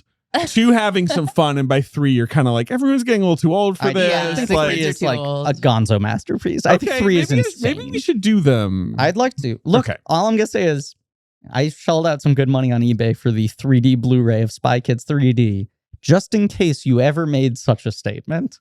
Wow. Yes. Number 3 at the box office. Number 3 at the box office. It's the biggest hit of the summer. The biggest hit of the summer would be Pirates of the Caribbean, Curse of the Black Pearl. Oh, right. wow. Yeah. Mhm. That people were happy to see. Oh, I saw that so many times in theaters. So did I. I loved it. I think I saw it 3 or 4 times. People loved it. Talk about a great score. John Powell could never. But then Zimmer doesn't do that He one, doesn't. right? He doesn't. Oh, it's not It's Zimmer? Klaus Badelt. I always love to tell people this. One of Zimmer's, proteges, right? He basically he was just like, works for the- toss it off to one of my guys. Right. And then when that Wow. movie's a hit, Zimmer's He's like, get out of the "Oh, fucking winner's spot. Yeah. Oh, my God. So he grabs it back after that point. That's incredible. And as I've said before on this podcast, Zimmer's scores for the 2 Pirate sequels are some of the greatest work he ever did. They're absolutely incredible. Yes. Yes, they're so fucking good. But it's also one of those things where like Captain Jack doesn't have a theme in the first movie and he watches it and is like, oh, they never bothered Yes, to. and he gives Jack Sparrow an amazing thing. One of the great characters, Jack Sparrow. Nothing weird ever came out of that whole phenomenon. Number 4 at the box office is going to be a Best Picture nominee this year. It's based on a bestseller. Seabiscuit. Because this is coming off of, I referenced this the weekend before this, at the time, broke a record. It was the first time the top 5 movies at the box office all made over $20 million. Whoa. Just as an interesting counterpoint to where we are today, 21 years later, it was like, there's room for everybody. So I remember, now that you've pinned Spy Kids 3D, I remember the other things that would have been in that previous top 5. Seabiscuit. Seabiscuit, It's fun. a big hit. Never seen it. Seabiscuit? I've never seen it. You know why? It was illegal to watch that movie after like 2004. It It was like, no, self-destructed. it's not, there's nothing even wrong with it, but we're just not going to talk about it I was like, anymore. I feel like I get it. Yeah. He's a horse. He wins the race. The Yeah. DVDs that people bought literally crumbled on like January It's like 1st, Leprechaun Gold. 2005. Number 5 at the box office is a sequel, an action film, and it got a 3rd film many years later, and then a 4th film. It's Bad Boys 2. Wow. The most vulgar film ever made. Yeah. Yeah. A truly exceptional work, but it is horrifying to watch. It is so funny to watch the It response, rocks, to be the clear. split of people's feelings about the two Adil and Bilal Bad Boys movies, which you and I both love. But people, I had a great time in this people last are- one. oh, great time. So good. People are either like, oh, it's nice that like they came in and figured out a more humanist way, like viewpoint for these movies. And then some people are like, the second Bad Boys cares about any aspect of humanity, we've gone astray in this franchise. Well, but the whole thing is like Bad Boys It's 1 pure is nihilism. Yes. Bad Boys 1 is not, in my opinion, a really good movie, but it's got like you're just seeing like the beginning of Will. You're seeing Yeah. Bay starting to figure things out, all Martin's that stuff. kind of on fire. Bad Boys 2 is just them all coming back together and being like, right, what if we just made the most like ridiculous shit of all time, right? With nothing to do with anything. And then those 2 movies are handed to Bad Boys 3 being like, can you cook kind of a Fast and Furious-y like movie about guys getting older They and do it with families, great what you aplomb, make and of they it? very Right. wisely recognize that like if you codify this into a quote unquote meaningful mythology, there is an audience of people who grew up on these movies who will be ready to be like, yes, Reggie is important. Yeah. Reggie rocks. Reggie rocks. Fucking love Reggie. Reggie rules. I mean, we saw that film together, although not together. Separately. Sitting in separate seats. Yes. You went with Alex and I went with Alex. Your friend Alex. And we sat opposite sides of the same room. When I went to the bathroom, I recognized. The audience's reaction to Reggie was, off the scale, screaming and cheering. Everyone else I have spoken to who saw that movie in theaters has described the reaction their audience has had to Reggie as 1 million times what we experienced. Yes. I mean, and for us, it was like the foundations of the Alamo Draft House. We were seeing it like 11 on a Tuesday or whatever. It was like not. Yeah, packed. I think like weekend 2, maybe 3, and it was like a very packed theater, and people lost their minds. Reggie matters for Reggie and for the big white gator. Oh my God. Ben, you still haven't seen it, right? Oh, so sorry. I'm so sorry. You were saying we told him there's gators. We've spoiled it for him, but you wanted more gators out of Gigli. Yeah, it's true. Oh yeah, you wanted a gator in Gigli. Yeah, you'll love that one. But I grew up going to that kind of the place real place, Gatorland, in Florida. Oh really? My grandparents lived nearby. Oh whoa! Back in the 90s when it was just like, I don't know, just get a bunch of gators together, charge people $20 a head, like see what happens. They had a show where a Florida man would stick his head inside the mouth of a gator. Hey Ben, it sticks with you. Ben, I just want to quickly. Jesus, we've been going a long time. Ben, I just want to alert you. All right, number 6 at the box office: Lara Croft, Tomb Raider: The Cradle of Life, a flop. Number 7 at the box office: Finding Nemo, the other giant hit of the summer. Number 8 at the box office: some sort of film called Gigli, don't know what that is. Number 9, League of Extraordinary Gentlemen, another flop. And number 10, Terminator 3: Rise of the Machines, a sort of like soft hit, bit underwhelming. Yeah. Bend It Like Beckham is growing and doing well down in this sort of 12 range. Oh, because Keira Knightley was the sexiest tomboy beanpole. I can't believe that was the same summer as Same Pirates. summer. 2003. How old were you? 15, 14? I was... Since you went to college with my wife, I know your exact age, essentially. Yes, it was the summer after my freshman year of high school. So yeah, right. 15. I was 17. I was like, I have agency. I have an allowance. I think I had a job. I'm seeing every single fucking movie that exists. And Keira Knightley that same summer was also 17, I believe. Yes, she's my exact she was 17. Yes. Yeah. Because it was like in Britain where I lived. It was like she's doing her A levels and being in Bend It Like Beckham. I'm like, I'm also doing my A levels and seeing Bend It Like Beckham. Right. But yeah, 2003 US release of Pirates, Bend It Like Beckham, and Love Actually. Yeah, she just blew that's up. true. And she was 17 years old. Such bizarre casting in Love Actually. Yes, why is she so getting young. married to anybody? Insane. She's a child. Also, Keira Knightley just reminded me because, of course, I iconically think of that picture of her from the red carpet. I think it's the Pirates premiere where she's wearing the lowest cut jeans you've ever seen in your life and the most cropped shirt. Insane jeans. It looks like they're drawn on because you're like, no way could her body support these. Yes. Right. And it's like her abs are so long. If you were trying to dress up as 2003 for Halloween, this is the costume you would put on. Or J-Lo's costume when she first walked in Gigli. I was like, it these looks jeans. like somebody, God, yeah. you know that thing where Lenny Kravitz is wearing the big scarf and then people have made it even bigger for comic effect? It looks like someone's just kind of clicked and dragged her torso to make it longer. Yeah. My ranking of Martin Brest's films, Griffin, this is the only other thing I feel like we need to do. Is as follows. Or would you like to go first? No, you go first. I'm curious. Number 1, Midnight Run. Number 2, Beverly Hills Cop. Number 3, Going in Style. I actually debated 2 and 3. That's how much I like Going in Style. Yeah. Number 4, I'm gonna have Meet Joe Black. Over number 5, Hot Tomorrows. I debated that too. Oh, sure. Yeah, because Hot Tomorrows. Yeah. Hot Tomorrows may be actually more functional in some ways as a movie. I kind of like the swing of Meet Joe Black more. Number 6, comfortably at 6, Scent of a Woman. And bottom feeding is Gigli. I'm really tempted to put Scent of a Woman last. Even though it feels I don't think there's a little bit intellectually dishonest. I don't think there's really an argument for that. My list is very similar. Midnight Run is number 1. I think I do put Going in Style above Beverly Hills Cop because it really grew for me on this watch. Going in Style, Jen? I have not. Check it out. So fucking good. But Beverly Hills Cop is like kind of one of my ultimate comfort food movies, and I love and I think is like a fucking does not get enough credit as so many people got in touch with me being like, I didn't realize that movie was good, and I'm like, yeah, man. Brest tells a very funny story of he was like, and perhaps this is ominous, but he was like, I do listen to podcasts when people talk about my work. Oh, hey, Marty. And he was like, I was listening to a podcast with a bunch of like esteemed critics at a legitimate outlet who were talking about how much they love Beverly Hills Cop for like an hour and how perfect every detail was in it. And then one of them went, and this movie was directed by Martin Brest, and someone said, well, the less said about him, the better. What? Oh, no. And he was like, you can't credit me for the things you liked about the movie. And I do think because that movie is so much Eddie Murphy and then even Bruckheimer behind that, people fail to connect. And I think fully give him credit for what he did on that film. That was very skillful. I agree with you. I put Meet Joe Black above Hot Tomorrows. Okay. And then I guess I do have to do Scent of a Woman and then Gigli. The difference is that, like, I hate Scent of a Woman versus Gigli, I think, is a calamity. You feel pity for it. Right. Yeah. It's like there's something interesting about it because it's such a miss. I have no ire for it, though. Right. I got a little ire. I got no ire. I just feel so sad for him. I'm like, he really was like, he tried to do something. He sort of was lost from the get-go. I can't defend it at all. No.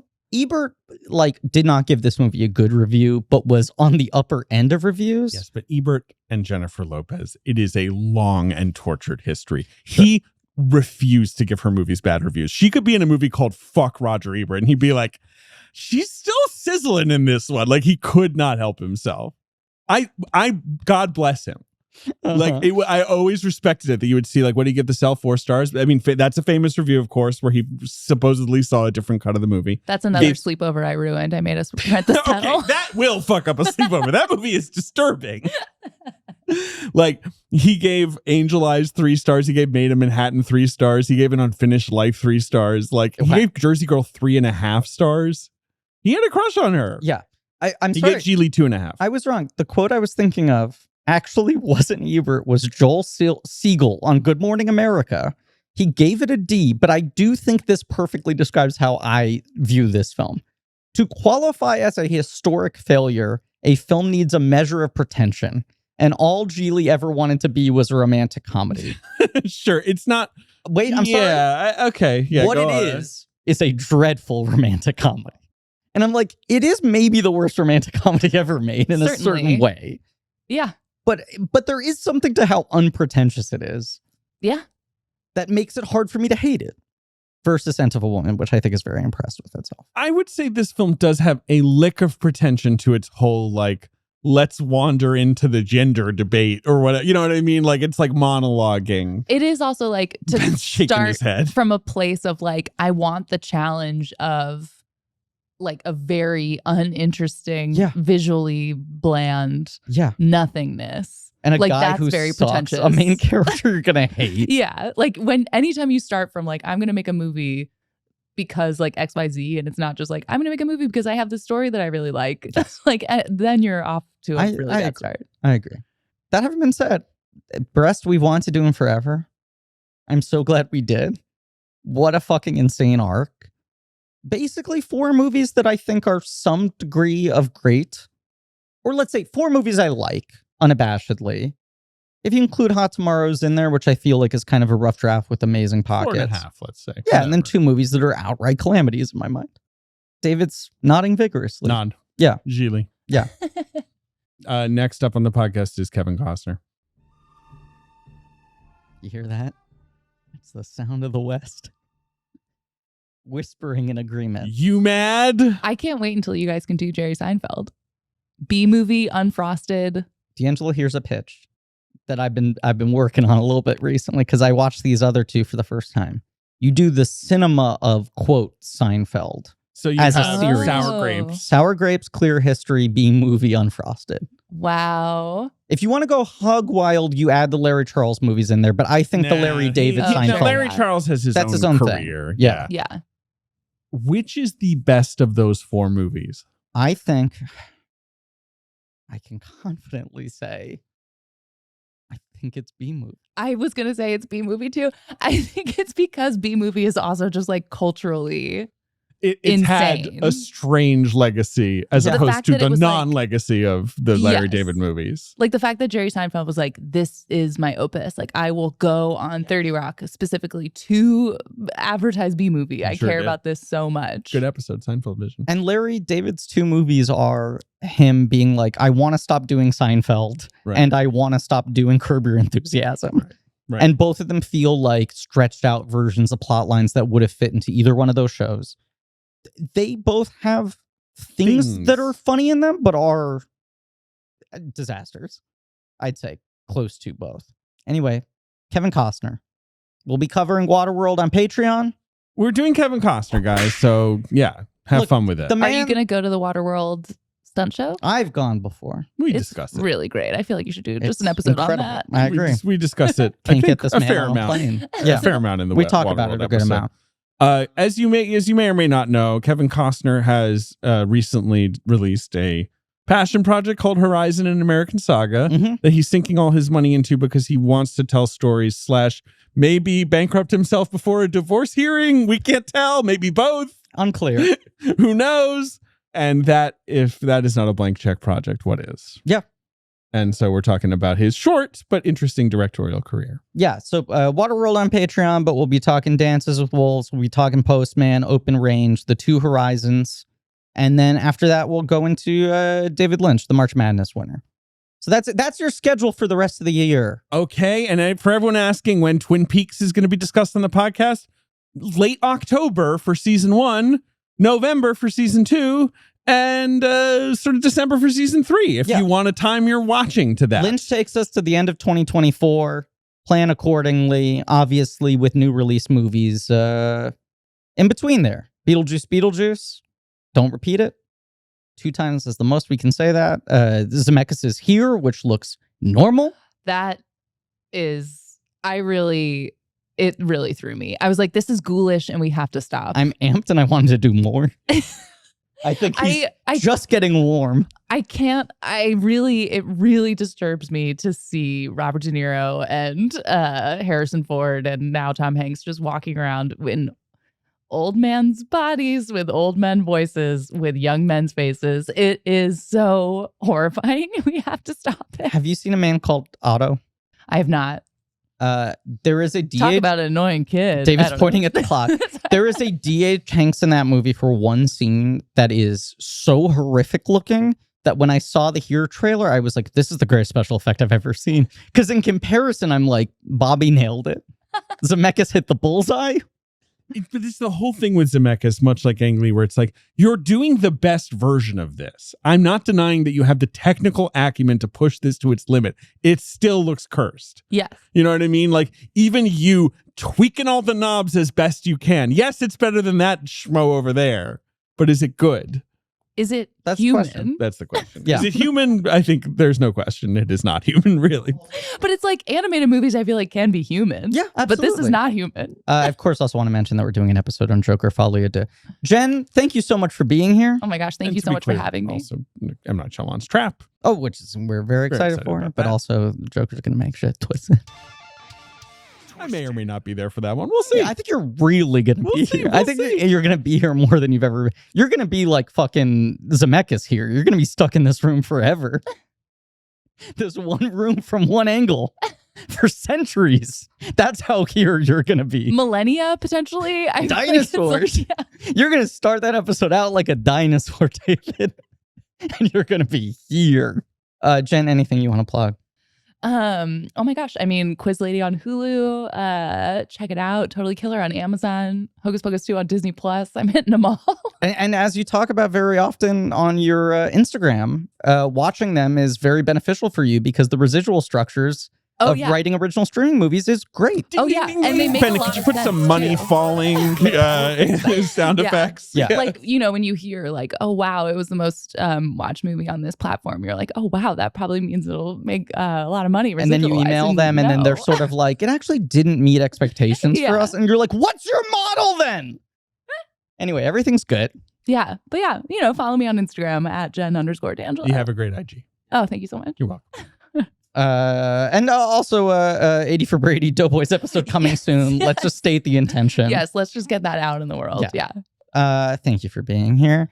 And thank you all for listening. Please remember to rate, review, and subscribe. Thank you to Marie Barty for helping to produce the show, AJ McKeon for editing and being our production coordinator, JJ Birch for our research, Leigh Montgomery and the Great American Novel for our theme song, Joe Bowen and Pat Reynolds for our artwork. You can go to blankcheckpod.com for links to some real nerdy shit, including our Patreon, where you can hear the Hot Tomorrows episode we talked about, Waterworld coming up.